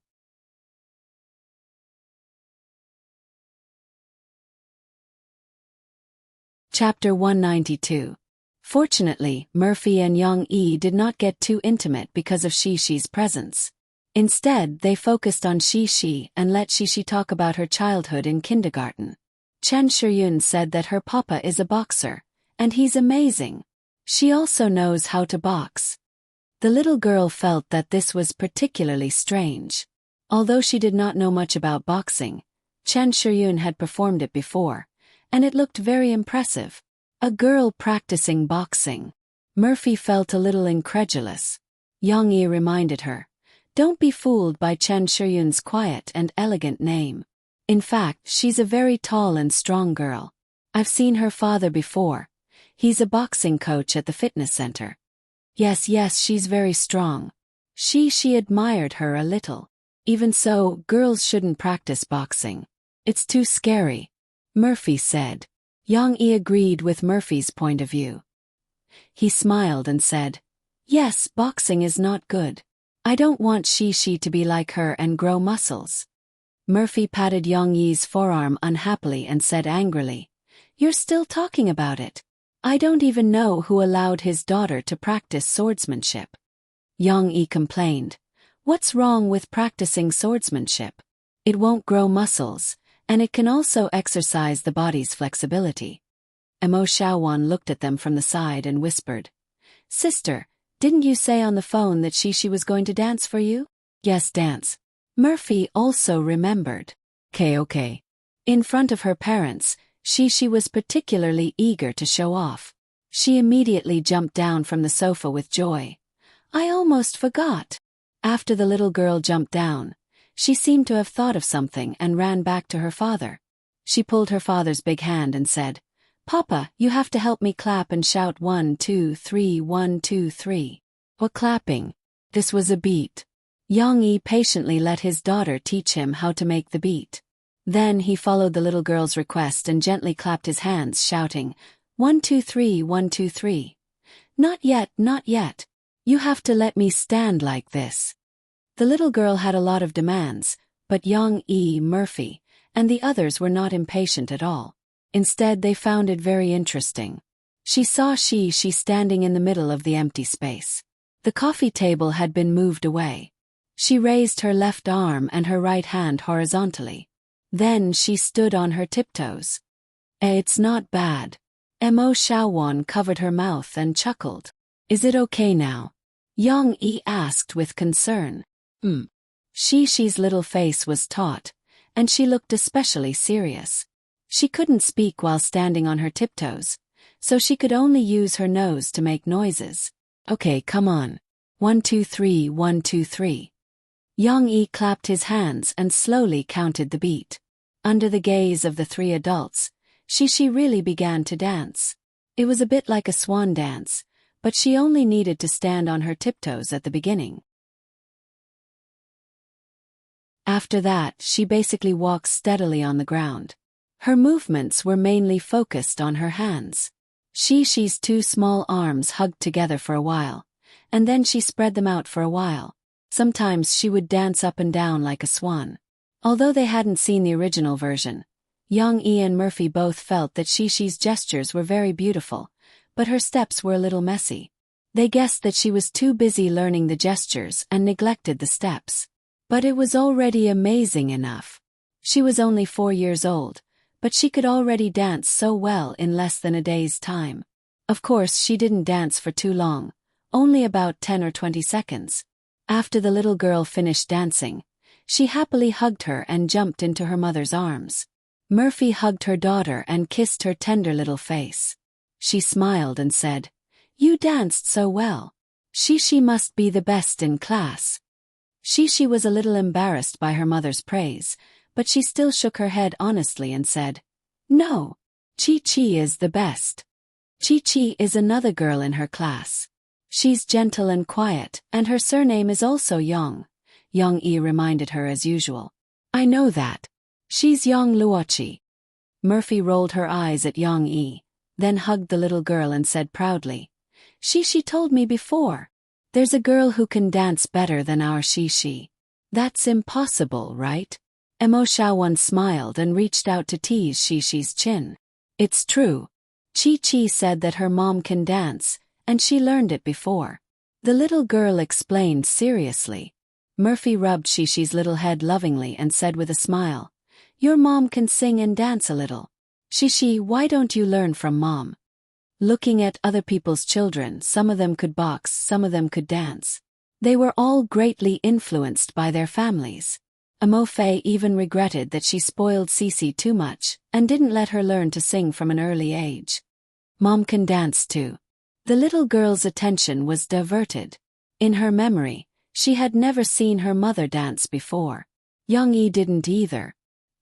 He looked at Murphy with some surprise and asked, "You can dance?" Young-yi's doubts made Imo Shawan a little unhappy. She said righteously, "What's so strange about that? Sister Faye practiced dancing in the early years, okay? It's just that the company positioned Sister Faye as a pure singer, not a singer who sings and dances, so there's no place for her to use." Murphy pulled Imo Xiaojuan's hand and asked her to stop bragging. "Actually, it's because I can't sing and dance at the same time. I can't keep up with the rhythm," Murphy said to Yang-yi, "and I don't like this style of song very much. So that's the case." However, after being changed the topic, Murphy forgot about her intention to teach Shishi skills. "It's time to go back and rest." Shishi began to yawn. Children all went to bed early. Imo Shawan was supposed to send Murphy home, but since Yang-yi came today, Imo Shawan drove directly to her place and left Murphy to Yang-yi. Before leaving, Imo Shawan smirked and said, "Anyway, he's your man. Let him do something." Yang-yi took Shishi's little hand, smiled at Murphy and said, "Let's go. I'll take you back." Shishi yawned again. The little girl was attacked by sleepiness and asked in a daze, "Papa, are we going back to Mom's house to sleep?" Yang-yi was stunned for a moment and turned to look at Murphy. Murphy's beautiful eyes reflected the light, but she was full of shyness, which made Yang-yi's heart beat faster. "But Shishi, you still have to go to school tomorrow. Leave your school bag and other things at Dad's house." Yang-yi was a little hesitant. It wasn't that he had any scruples. Last weekend, Murphy's relatives had already left. The two of them were in love and were at the age of dry wood and fire, so they had already spent a night together. Moreover, this thing was tasty. However, considering that Shishi had to go to kindergarten and Murphy's mental fatigue, Yang-yi was a little hesitant. When Tyrant slowly stopped at Murphy's house, the tired little girl had already fallen asleep in the back seat. Murphy hesitated and didn't have any intention of getting out of the car. Seeing Yang-yi turn his head and look at her, Murphy gently bit her lower lip. Under the yellow light of the car, the beauty was tender and beautiful like a peach blossom. After a long time, Yang-yi heard her say in a very small voice, "Actually, in your house, there are still clothes for me to change into." Yang-yi immediately understood the meaning of this sentence. He was a little wild with joy and asked, "Then I'll take Shishi to kindergarten tomorrow, and then I'll take you to the company?" Imo Fei's shyness was so low that it was almost inaudible.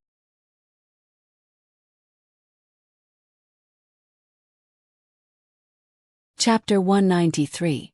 The next day, Murphy returned to the office a little late. Ji Ningming was already sitting on the sofa waiting for her, and Imo Shawan was chatting with him. "Mr. Jean, I'm sorry I'm late." Mo Fei apologized to Ji Ningming. Ji Ningming smiled and said, "It's nothing. Miss Shawan already told me that you stayed up late last night, so it's normal for you to wake up late today." This was obviously an excuse Imo Shawan gave her. Murphy blushed and turned to look at Mo Shawan. However, Mo Xiaojuan's teasing eyes made her quickly turn her head away, not daring to look directly at Mo Shawan. "Seeing that your voice is still a little hoarse, I think we don't need to record songs this morning. Let's listen to the previous tracks and analyze where you didn't sing well and make a record." Ji Ningming was still talking. Okay. Murphy nodded lightly. In front of others, she returned to her original cold self. "Sister, let's go. Let's go get some water. I'll make you some throat-soothing tea." Mo Xiaojuan's eyes rolled around. She stood up with a smile, took Murphy's arm and dragged her out. "You can go by yourself. Have to work. Murphy frowned in confusion. She felt very guilty for being late and felt that she had wasted time. I can't carry that much. I can't carry that much by myself. I still have to bring a cup for teacher Jean. Mo Xiaowan smiled. Jean Yingming heard this and quickly stood up. He said, how about I go? However, Mo Xiaowan had an ulterior motive. She waved her hand and smiled. No need, no need. Before going to the pantry, Mo Fei was pulled to a secluded corner outside by her. This girl looked at Mo Fei with a smirk on her face, which made Mo Fei a little uncomfortable. What did I do to you? Tiske tiske. Sister, look at your smooth and moist skin. Look at your pink and delicate face. Mo Xiaowan took Murphy's hand and chuckled like a hooligan. Did you do something naughty with brother-in-law last night? What bad thing? Don't spout nonsense. Murphy blushed and reached out to pinch Mo Xiaojuan's waist. Mo Xiaowan nimbly jumped back and made a face mischievously. You're still hiding it from me. Who asked brother-in-law to send you home last night? You're not even thanking me. What do you mean? Murphy was thin-skinned. Even if it was Mo Xiaowan, she was a little embarrassed to say it, so she stammered as she refuted.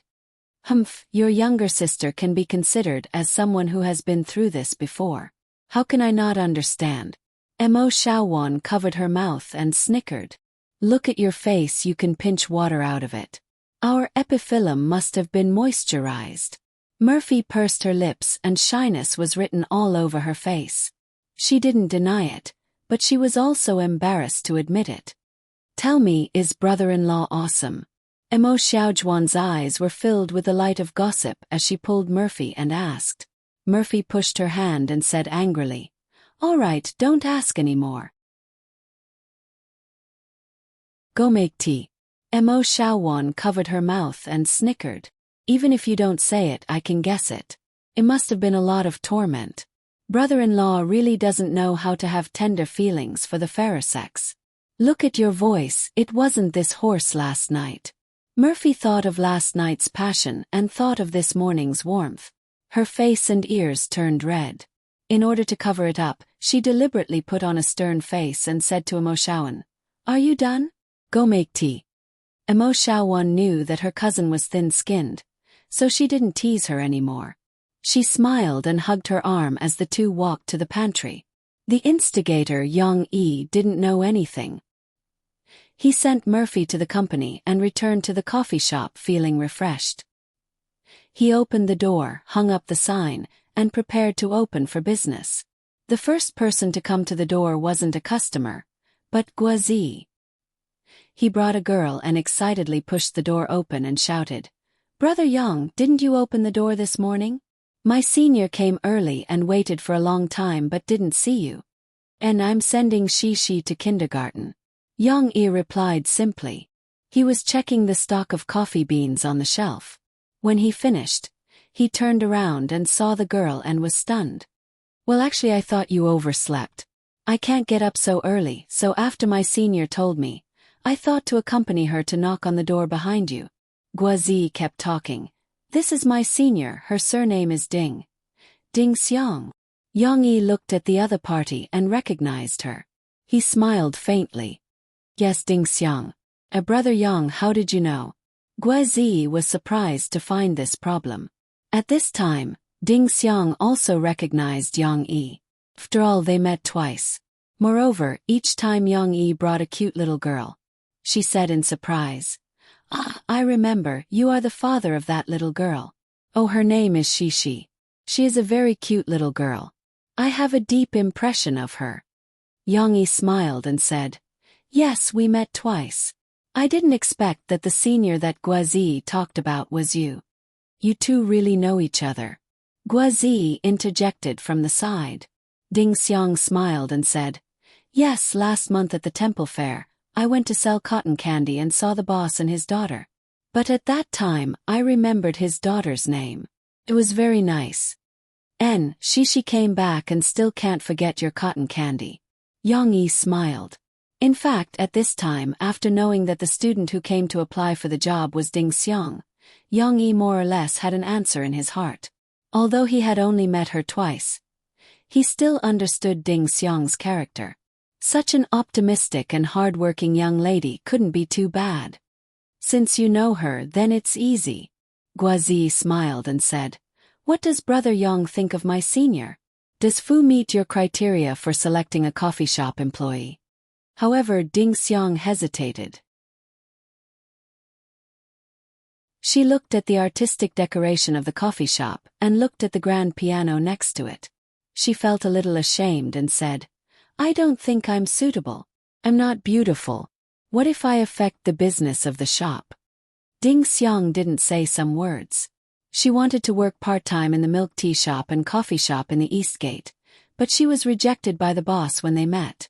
Although the other party said it very tactfully, the meaning was still the same. She was too dark. They would rather hire a beautiful girl to work part-time at a high price than hire her with a low salary. What beautiful! Guazi was a little annoyed. He really wanted to help this kind-hearted senior apprentice sister. "Let me tell you, my big brother Yang has already rejected countless beautiful students because he is not a mascot." Yang Yi smiled faintly and said, "That's right. I'm looking for a shop assistant who can work and share my burden. Look at the recruitment notice I wrote. The requirements are not good facial features. My senior's facial features are not bad. It's just that she's a little dark and a little thin." Guazi on the side ruthlessly exposed Ding Xiang's scars. "The most important thing is that she is very hardworking and has great strength. She can carry heavy things." Ding Xiang was really angry and amused at him, but now she didn't have time to bicker with Guazi. She asked Yang Yi a little apprehensively, "Can I really?" "Whether you can or not, I don't have the final say. Depends on your performance." Yang Yi wiped his hands, opened the small door of the bar, smiled and said, "Come here, I'll teach you how to make coffee. Let's see if you can learn quickly." Ding Xiang looked at Yang Yi in surprise and quickly said, "Thank you, boss, for giving me this opportunity. I will work hard."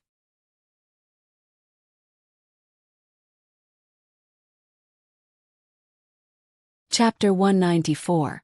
It has to be said that the children of the poor were able to take charge of the household early. Ding Xiang was used to doing all kinds of farm work and housework since she was a child. When she came to the big city, she kept doing part-time jobs to save money for her school fees. More importantly, she was originally a clever girl. Under Yang Yi's guidance, she quickly got the hang of it. Starting from grinding beans, she finally brewed a cup of coffee. Then she brought it in front of Guazi. "No way, using me as a lab rat." Guazi's face was a little green. "How about I drink it?" Ding Xiang was a little embarrassed. "You don't drink much coffee, so you can't tell the taste. It's best to let him try it." Yang Yi shook his head. Guazi helplessly ridiculed. "Then why don't you drink it?" Yang Yi indifferently said, "I don't drink ordinary coffee. My mouth is picky." Guazi had to test the poison himself. However, the taste was not bad, which was a little beyond his expectations. He smacked his lips and said, "It's okay, but it seems to lack something." "What is it?" Ding Xiang quickly took out a small notebook, wanting to take notes. Yang Yi did not open his mouth. He stood quietly at the side, silently watching Guazi show off. "It lacks a very unique coffee flavor. This requires you to devote 100% of your attention to the process of making it." This guy even danced and said affectionately, "When you grind the coffee beans, you have to think of flowers, think of bees, think of the sea, think of the mountains.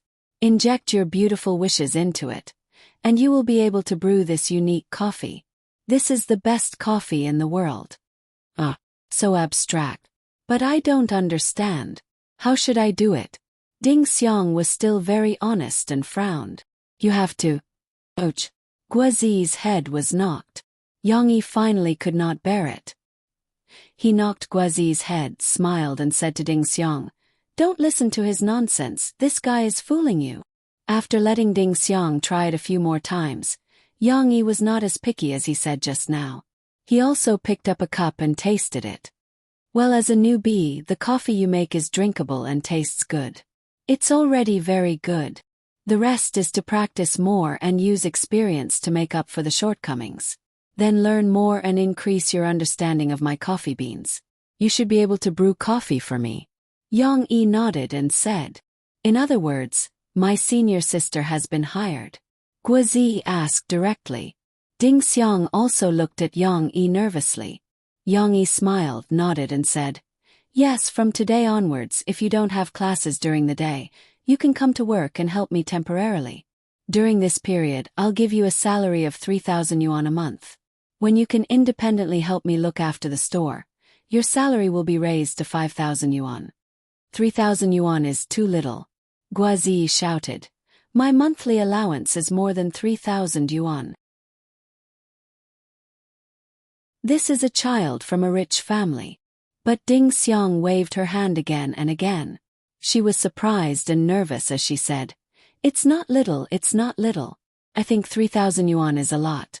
Most of the time I have to attend classes and can only work part-time for a period of time. I'm already very embarrassed. 3,000 yuan is too much. Ding Xiang lived frugally and could not spend more than a few hundred yuan a month. If it was 3,000 yuan, she could still save more than 2,000 yuan. This way she could save up for next year's school fees. Perhaps she could still have money to treat her grandmother's illness. But Ding Xiang felt a little apologetic because she used to work part-time for a salary of 1 or 2,000 yuan. 3,000 yuan was really inconceivable for her. She felt a little apologetic. Yang Yi turned a deaf ear to her words. He touched his chin and nodded to Guozi and said, it feels a little too little. How about 4,000? Is 4,000 enough? His last sentence was to consult with Ding Xiang. Ding Xiang quickly waved her hand and said in embarrassment, it's enough, it's too much. Then it's 4,000. If you can take charge alone, then increase it to 6,000. Yang Yi waved his hand and directly made a decision. Yang Yi's original intention was not to help Ding Xiang. He had too much money to spend. It just so happened that there was a satisfactory girl to help him share the coffee shop's work, so that he could be a shopkeeper in the future. This freedom was priceless. Guozi also chimed in. Senior sister, you don't have to refuse. Brother Yang is a rich man. He doesn't care.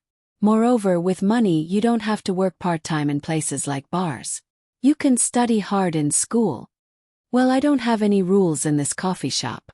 If there are no customers, you can sit down and read a book. Yang Yi nodded and said, thank you. Ding Xiang was so grateful that she almost shed tears. Boss, thank you so much. What's the big deal? By the way, you don't have to call me boss. It's strange. You can look at Guozi and call me Brother Yang. We're all friends. Yang Yi smiled slightly. Yes, Brother Yang. Ding Xiang had tears in her eyes. She revealed her white teeth and smiled brightly.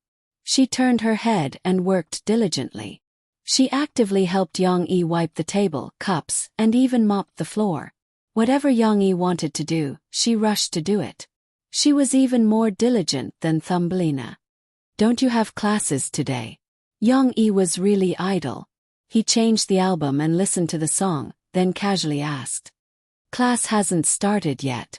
Senior sister, next week is the first week of classes. Ding Xiang was mopping the floor. She heard him and looked up. Yes, so this week I will definitely seize the opportunity to learn how to make coffee from Brother Yang. This level of seriousness was comparable to Cece's. At this time, Guozi came over and asked with a shy smile. Brother Yang, did that person come today? Ooh. Yang Yi's eyes were filled with doubt. The one from yesterday, senior sister Du. Guozi glanced at Ding Xiang, then lowered his voice and said, oh, you mean the girl you liked yesterday. Her name is Du Yuanlei, right? She's also a graduate student. Yang Yi suddenly realized. Guozi hurriedly gestured to Yang Yi to lower his voice. But Ding Xiang still heard it. She looked up at Guozi and secretly laughed. But she still focused on mopping the floor and didn't say a word.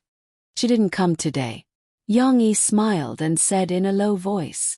So when does she usually come? Guozi was a little disappointed. Usually. I don't know. It should be her first time here yesterday. After Yang Yi had Murphy and Shi, other girls were the same to him. He didn't remember them at all. His impression was vague. Maybe it was her first time. Guizi scratched his head. Hey, since you like her so much, why don't you sign up for the freshman party and perform well? She's also a freshman. She'll definitely go, right? Ding Xiang twisted the mop. Her thin arms were strong. She raised her head and smiled to give Guizi advice. Guizi's eyes lit up.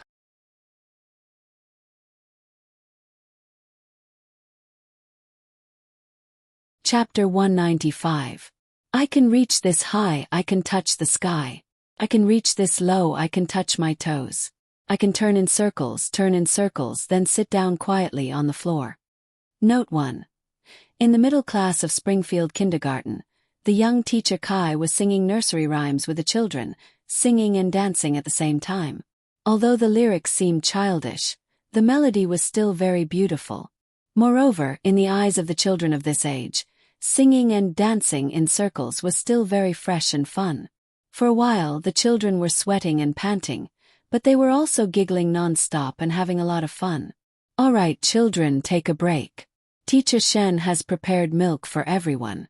Quickly go and find your own cup to drink. Teacher Mu grasped the rhythm of the class. When it was about time, he smiled and stopped them, speaking gently to the children. Every child's physique was different. For example, Shi and Chen Shiyun's physical fitness were better. They had just warmed up, but they still felt that they weren't playing enough. However, Lan Xin and Yang Luoqi were a little overwhelmed. As soon as the teacher called for a break, they couldn't wait to sit on the ground. Xinair Chi, let's go drink milk. She was full of energy. She skipped around Lan Xin and Yang Luoqi. Okay. Yang Luoqi was the first to get up. After all, she had practiced dancing. Lan Xin didn't want to move. She stretched out her hand pitifully and said, Shi, pull me. However, how could Shi pull her? After trying for a while, the little girl had an idea. Chen Shiyun, come over and help, okay? You pull one side, I'll pull the other side, and Xinair can stand up. Chen Shiyun heard the sound and ran over. When she saw Lan Xin, she curled her lips and said, I don't want to pull Lan Xin. Why doesn't she stand up herself? Lazy bum. You're the lazy bum. Lan Xin didn't get along with Chen Shiyun. Now that she was back, she turned over and got up from the ground. I don't want you to pull me. She was sandwiched between the two of them. She could only say anxiously, Oh, Xinair, Chen Shiyun, can you stop quarreling? We're good friends, we can't quarrel. Humph. Look at her standing up on her own. You're lying. Chen Shiyun turned around and ran away. She was not like Lan Xin and Yang Luoqi, who were inseparable from Shi. She also had her own subordinates. That was what she said. Even Nan Zhaoyu didn't play with Shi all the time. At this time, boys and girls were more or less aware of gender. If they played with girls often, they would be laughed at by the boys' circle. The anger between children came and went quickly. Just as Shi, Lan Xin, and Yang Luoqi were drinking milk from their small cups at Teacher Shen's place, they couldn't help laughing at the mustaches on each other's mouths from time to time. Chen Shiyun ran over again. Shi. Didn't you say yesterday that you were going to ask your father if we could go to your house to play? Chen Shiyun asked. Yes, what did your father say? Lan Xin's interest was piqued, and she used her loud voice to echo. Oh, I forgot about it. Cici patted her little head and giggled as she said. You forgot to ask your father. Lan Xin was anxious. Although Yang Luoqi didn't say anything, her eyes were full of disappointment. She had been thinking about Shi's kitten. Of course, Lan Xin was thinking about food, so was Chen Shiyun. Well, Cici giggled. My papa said that he wanted to invite you to our house to play, but he wanted me to see how many people would go and when you would go to play. I forgot about this. Lan Xin breathed a sigh of relief. The little foodie immediately raised her chubby little arms and said happily, I can go, I want to go, Shi, I want to go. I want to go too. Yang Luoqi echoed with a smile. Chen Shiyun was even more enthusiastic. She patted her chest and said, She, don't worry, I will help you ask, but I want to go too. Yes, you have to tell your papa. My papa said that he will contact your papa and tell them where our house is. Only then can you come over. Cece's memory was not bad. She wrote down her father's words. The sales of Shi's bedtime stories were poor. The promotion department of Sahara Publishing House did everything they could, but they couldn't make a turn for the better. They sold some, but it was far from their expectations. The chain bookstore, which had a little conflict with Sahara Publishing House, saw the opportunity and moved the book to an inconspicuous corner to take revenge for the resentment that had accumulated before. However, on this day, a middle-aged woman dressed like a housewife came to the only chain bookstore in Langya City, Book Fragrance Pavilion. Hello madam, what kind of book do you want to buy? I can recommend it to you. The shop assistant of Book Fragrance Pavilion came up to her. I came to Langya for a meeting and happened to be staying in the hotel upstairs. I was thinking of buying some books for my daughter as a gift, the middle-aged woman said with a smile. You came to Langya for a meeting? Are you a teacher of the Writers' Association? The shop assistant was well informed. Yes. Yu Qian smiled and nodded. The shop assistant obviously didn't recognize her, but Yu Qian didn't like to be too ostentatious. She definitely wouldn't tell the shop assistant that she was Yu Qian, the best-selling author of youth literature, or that she had an even more shocking title, the director of Guangdong Province's Writers' Association. Seeing that the other party didn't want to talk about it in detail, the shop assistant returned to her job and asked, How old is your daughter? She is only 6 years old this year. She is still at the age where she likes to read fairy tales. Bring me to the fairy tale section, I want to choose by myself, Yu Qian said with a smile. Okay. The shop assistant could only follow Yu Qian's request and bring her to the fairy tale section, then walked away silently. Yu Qian glanced at the row of shelves in front of her. There were many popular fairy tale books on the shelves. The names were familiar. Yu Qian, who often bought books for her daughter, had read all of them before. In recent years, the market for children's books was a little short of fresh blood. The old authors were lacking in ideas, and the new authors didn't have any good works. Even if the books were popular, Yu Qian felt that they were either not suitable for her daughter, or the quality was average. The stories lacked novelty. Influenced by her mother, her daughter who loved to read also had a bad taste. She probably wouldn't like the books she bought for her. Since she was on a business trip and was staying in a hotel, Yu Qian wanted to look around to see if there were any good books buried in the non-best-selling book section. Looking for books, this might be one of the joys of a book lover. She saw a storybook with a blue cover, Shi's Bedtime Story. This name was quite interesting. Her daughter's nickname was Princess Qian Qian. Qian Qian and Shi were homophones. Yu Qian decided to flip it open just because of the name.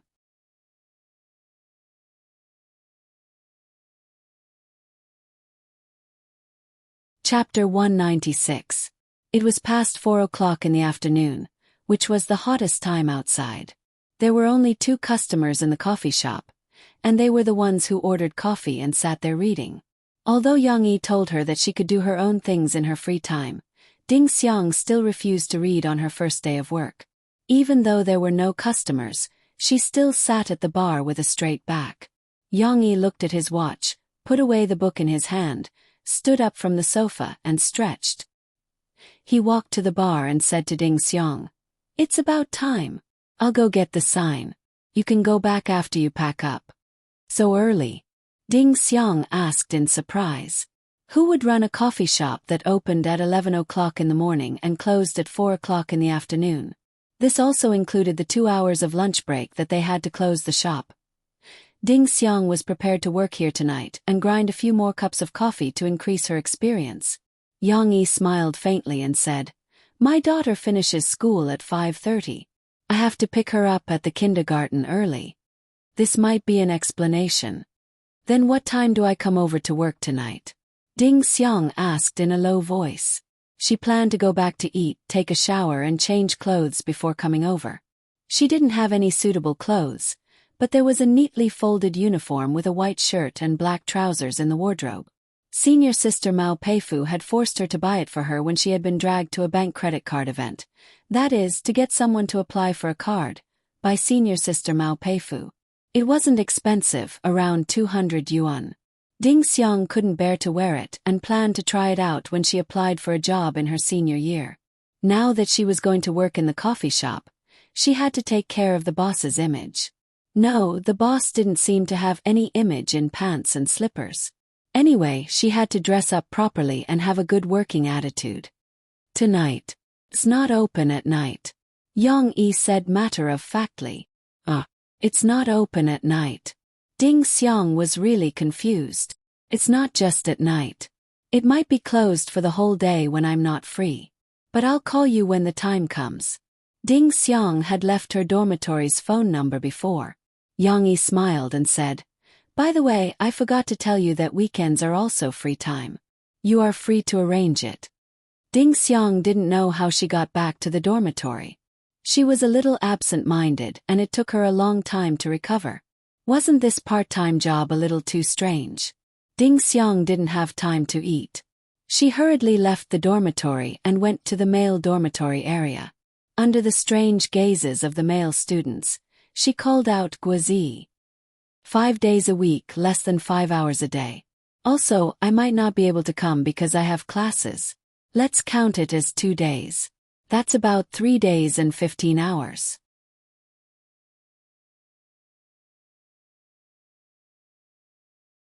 Shishi was confused after counting 2 fingers. A total of 12. Yang Yi smiled and said to Shishi, "Papa is so awesome. I remember all of them." Shishi looked at her father with admiration and envy. Yang Yi laughed and said, "In fact, it's very simple. You have to count dozens of numbers in your heart from 1 to 10, and then turn back and continue counting." Yang Yi told his daughter about the decimal algorithm, but he didn't know if the little girl could understand.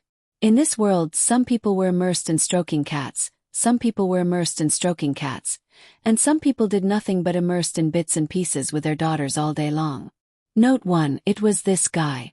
Yang Yi, who hadn't logged into his mailbox for several days, couldn't remember what he had forgotten. "Du Luan, do you think I've been cheated? I sent him 3 million yuan, but he didn't respond for several days."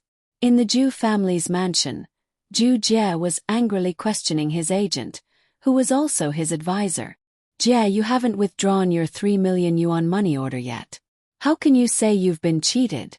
If you haven't withdrawn it after half a month, you'll still return it the same way you came." Du Luan comforted Zhu Jie, but he sighed in his heart. "Now you know how to be distressed. Why didn't you discuss it with me when you hurriedly sent the money? In this world, you can withdraw money without the original money order." Zhu Jie said with a smile. "Yes, I know. Maybe Mu Ziong forgot to check his mailbox. Maybe he's preparing to respond to me." Du Luan nodded. He sighed in his heart. "I hope I can really buy Mu Ziang's song this time. Maybe Zhu Jie can be promoted. This guy is too useless.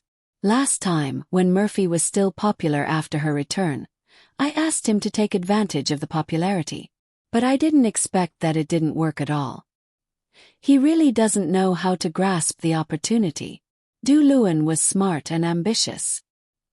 He was not willing to just be a mediocre agent for Zhu Jie. Since he was going to do it, he had to do something. Otherwise, how could he show his talent?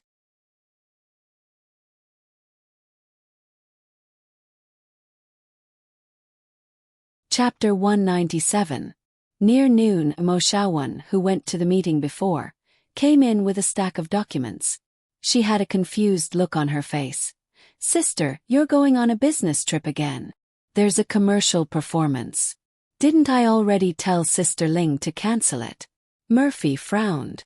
"It's not a commercial performance. This Saturday, in Yangcheng, Guangdong Province TV station, you're going to participate in the recording of Fast Music, Fast Music." Mo Shaowan added. "The planning department also asked you to bring a new song to participate, and they also want you to sing it live." In fact, this wasn't a problem.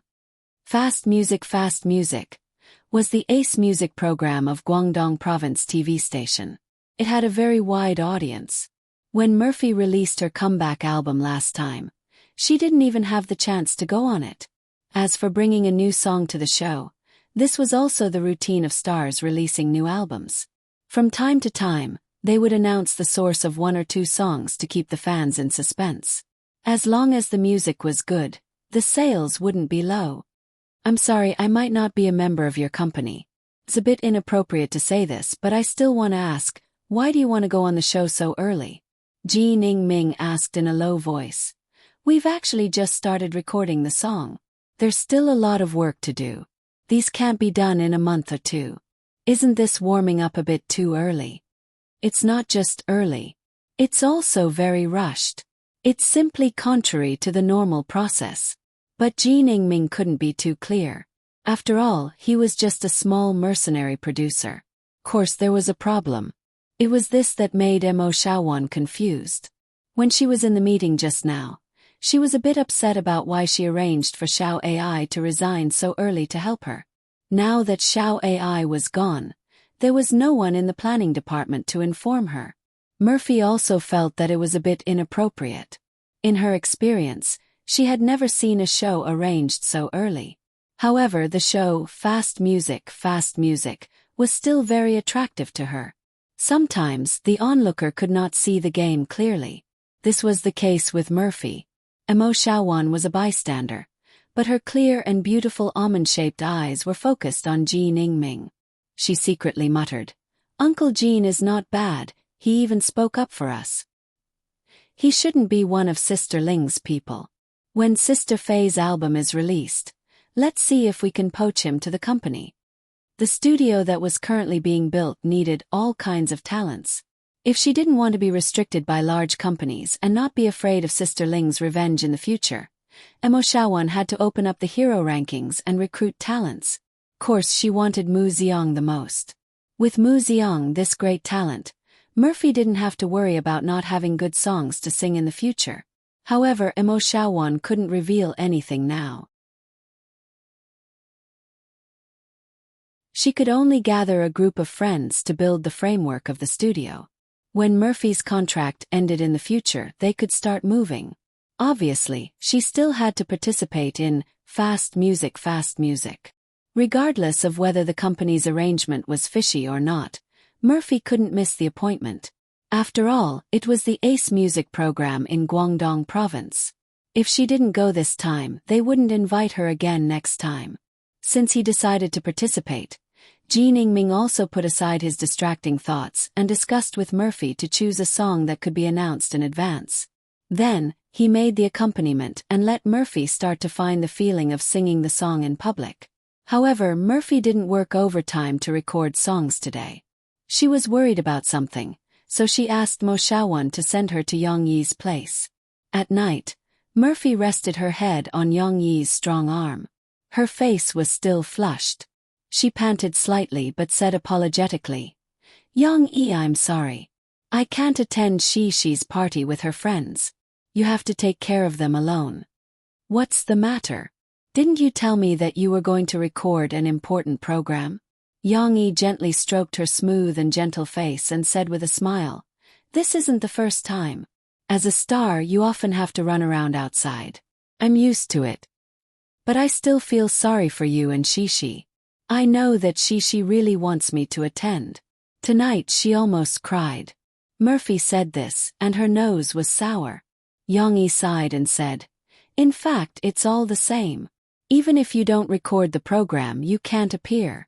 Aren't you worried that Shi's identity will be exposed by the media?" Murphy hesitated for a moment and said, "I'm worried that she's too young, and then the media will gossip and make wild guesses. It will have a great impact on Shi, so I don't dare to make it public." But now Murphy and Yang Yi were really together. They were a normal family. Even if they made it public, there wouldn't be a big problem, right? But I've seen the children of other families in the entertainment industry. Actually, they will also make it public. Some will openly tell the media and some won't, but people know about it. Those don't seem to be a big problem. Murphy said softly. Yang-yi smiled and said, "All right, why are you thinking so much? Don't give you too much pressure. If you want to make it public, then make it public. If you don't want to make it public, then keep it a secret. What's wrong with that?" Murphy nodded meekly, but her brows were still furrowed. She was still thinking in her heart, "Let's set a time. When this album sells well and finds the original feeling again, I must bravely tell the media and the fans." Seeing that Murphy was still a little uncertain, Yang-yi smiled slightly. He remembered a little trick he had seen in his previous life. "Hey Murphy, let me ask you," he said softly. Murphy looked at Yang-yi in confusion. "Do you know what the happiest number is?" Yang-yi asked with the corners of his mouth slightly raised. Murphy felt that she was hopeless. She couldn't answer this seemingly simple question. After thinking for a while, she still shook her head in confusion. "What is it?" "It's 5. "Why?" Murphy didn't understand. "Show me 5 with your hand." Murphy did as she was told. She stretched out her left hand and showed 5 fingers. Then Yang-yi also stretched out his right hand, clasped his fingers with hers and held them tightly. Then he smiled and said, "Well, isn't this very happy?" Murphy burst out laughing. She blushed and hammered Yang-yi's chest with her pink fist. "You're so annoying." It was really annoying. It almost made her doubt her IQ. Yang-yi also smiled, but he didn't let go of Murphy's hand. In fact, he just wanted to tease Mo-fei, let her laugh happily, and stop thinking about those strange questions. Yang-yi, who had experienced more serious problems, now felt that he was really living a simple life. All the problems were trivial and he didn't even need to care about them. Life should be like this. Smile more and worry less. What is there that can't be passed? No matter how big the problem is, there will be a solution.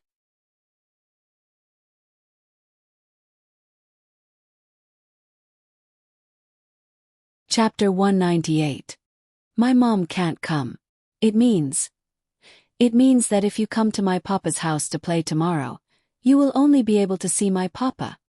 She said to her friends with a little sadness in her voice during the break between classes. I just want to see Shi's papa. Shi's papa knows how to cook delicious food. Lonexa now looked forward to lunch every day at noon so that she could share lunch with Shi. She also looked forward to the weekend every day so that she could go to Shi's house and eat more delicious food. Unlike Lonexin, Yang Luochi didn't think about food all day long. She was thinking about what Shi's mama would look like. The little girl said softly, I haven't seen Shi's mama yet. It's always Shi's papa who brings Shi home. My mom is very busy. She doesn't have time. Shi pouted. In fact, the little girl also wanted her mama to come and pick her up, but she still tried her best to defend her mama. Chen Shiyun was playing with a toy building block at the side. She was also listening to the conversation of her friends. At this moment, she finally found a chance to interject. She said straightforwardly, Hey, right, I haven't seen Shi's mama. Don't tell me that Shi doesn't have a mama like Little Belle. Little Belle was the nickname of a little girl named Ding Ling in the middle class. She also wore a black bell necklace around her neck. She was very cute, so everyone liked to call her Little Belle. However, Little Belle's background was quite pitiful. When she was very young, she lost her mama. Her father raised her alone, but her father rarely had time to take care of her because of work. As a result, Little Belle was very timid and introverted. She almost became an autistic patient. She was sent to the kindergarten and was carefully cared for by Teacher Mu. Only then did she get a little better. Chen Shirin didn't mean to be mean. She was also a thick-skinned person. How could she think of the hurtful part of these words? She said it straightforwardly in an instant. She was angry. When she was abroad, she once thought that she didn't have a father. She felt very sad when she saw other people with their parents. Fortunately, when she came back and found that she had a father, she was very happy. That was why she liked to stick to her papa. However, the sadness was now exposed by Chen Shiyun. She was very angry. She pouted her lips, and her voice to herself. I don't have a mama's. My mama is mama's is prettier. She to get to the point was to be angry. Was is to the mama's mama to be. To the end to the end. To stop to the end to be released burst. This change happened too fast. Not to mention Lan Exen and Yang Luoqi. Even Chen Shiyun, who was in the middle of a conversation, was stunned. Boo-hoo, it's not that I don't have a mama. She felt very wronged in her heart. She finally burst into tears. She cried very sadly. Ah. She don't cry. Yang Luoqi was at a loss. When Lan Exen saw she crying, a sense of justice rose in her heart. After getting up, she shouted angrily at Chen Shiyun. Chen Shiyun, you're bullying people again. You even made she cry. I'll tell Teacher Mu. After that, the chubby little girl turned around and ran out. Chen Shiyun was a little flustered. Although she usually liked to bully people, it was only because she thought it was fun. She didn't have the intention to make other children cry. Moreover, this time she didn't want to bully she. Since she brought her delicious food, Chen Shiyun never bullied she again. She didn't expect that her unintentional words would make she cry. She didn't know why, but when Chen Shiyun saw she cry, she also felt uncomfortable in her heart. She even forgot to argue with Lan Exen. Teacher Mu quickly followed Lan Exen and hurriedly ran over. She saw she crying sadly, and Yang Luoqi was also comforting her on the side. As a result, her eyes also turned red. What's wrong? What happened? Teacher Mu held she and Yang Luoqi's small hands and asked softly. It's Chen Shiyun who bullied she. Lan Exen complained. Yang Luoqi also rubbed her eyes and nodded. Then Chi, why are you crying? Teacher Mu was helpless. She now comforted she, who was crying the loudest. She held the little girl in her arms and said, She, don't cry. If there's anything, tell me. Chen Shiyun, come and tell me, what did you do?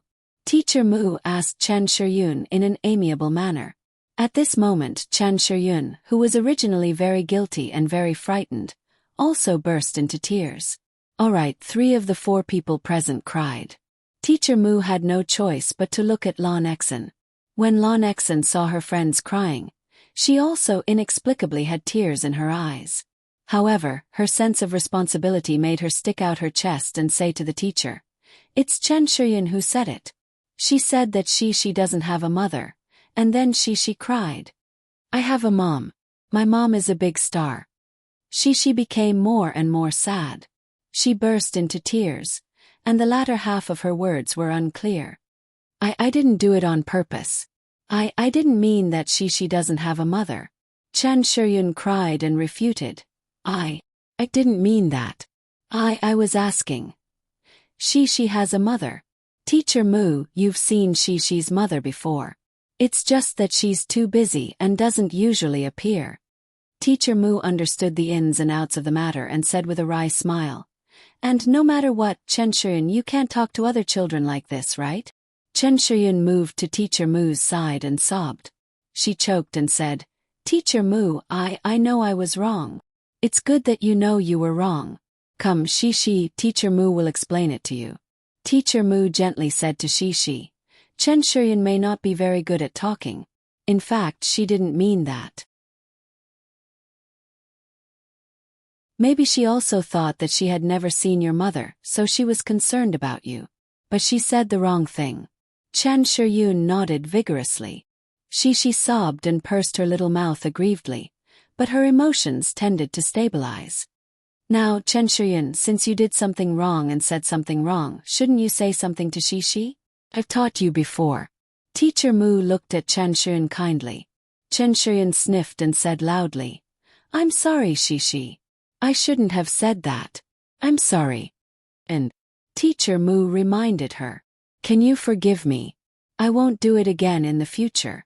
Chen Shiyun looked at Shi anxiously. Teacher Mu then hugged Shi and coaxed. Look, Chen Shiyun is apologizing so sincerely.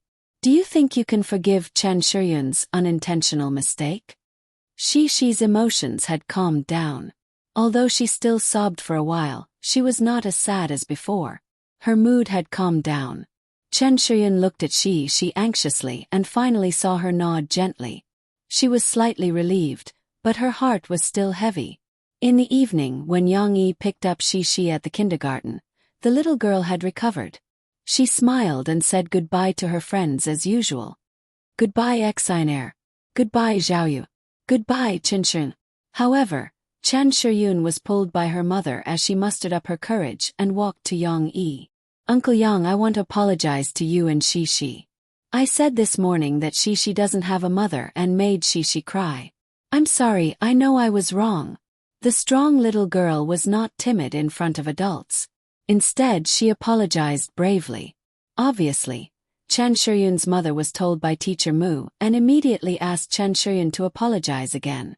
However, Chen Shuyun was also very good. She sincerely apologized. It doesn't matter. I'm not angry. She took Chen Shuyun's hand and said with a smile, but my mom is really beautiful. Super beautiful. Almost half a day had passed. Shi's anger in her heart had already dissipated. Moreover, the little girl was not a person who held grudges. Really? Chen Shuyun exclaimed. Yang Yi smiled and looked at the conversation between the two children. Chen Shuyun's mother was also apologizing to him in a low voice and explaining the situation clearly. It doesn't matter. Children sometimes don't mean what they say. Isn't there an idiom that says children's words carry no harm? Yang Yi calmly waved his hand at Chen Shuyun's mother. By the way, tomorrow your Chen Shuyun will come to our house to play. This is a map I made. I guess that you might pass through Jiangchuan. It's quite complicated to go around, so I made a hand-drawn map for you. Every parent has one. That you're tuning in to the Whispers of Romance YouTube channel. Don't forget to subscribe and join us on this journey to catch the most captivating stories.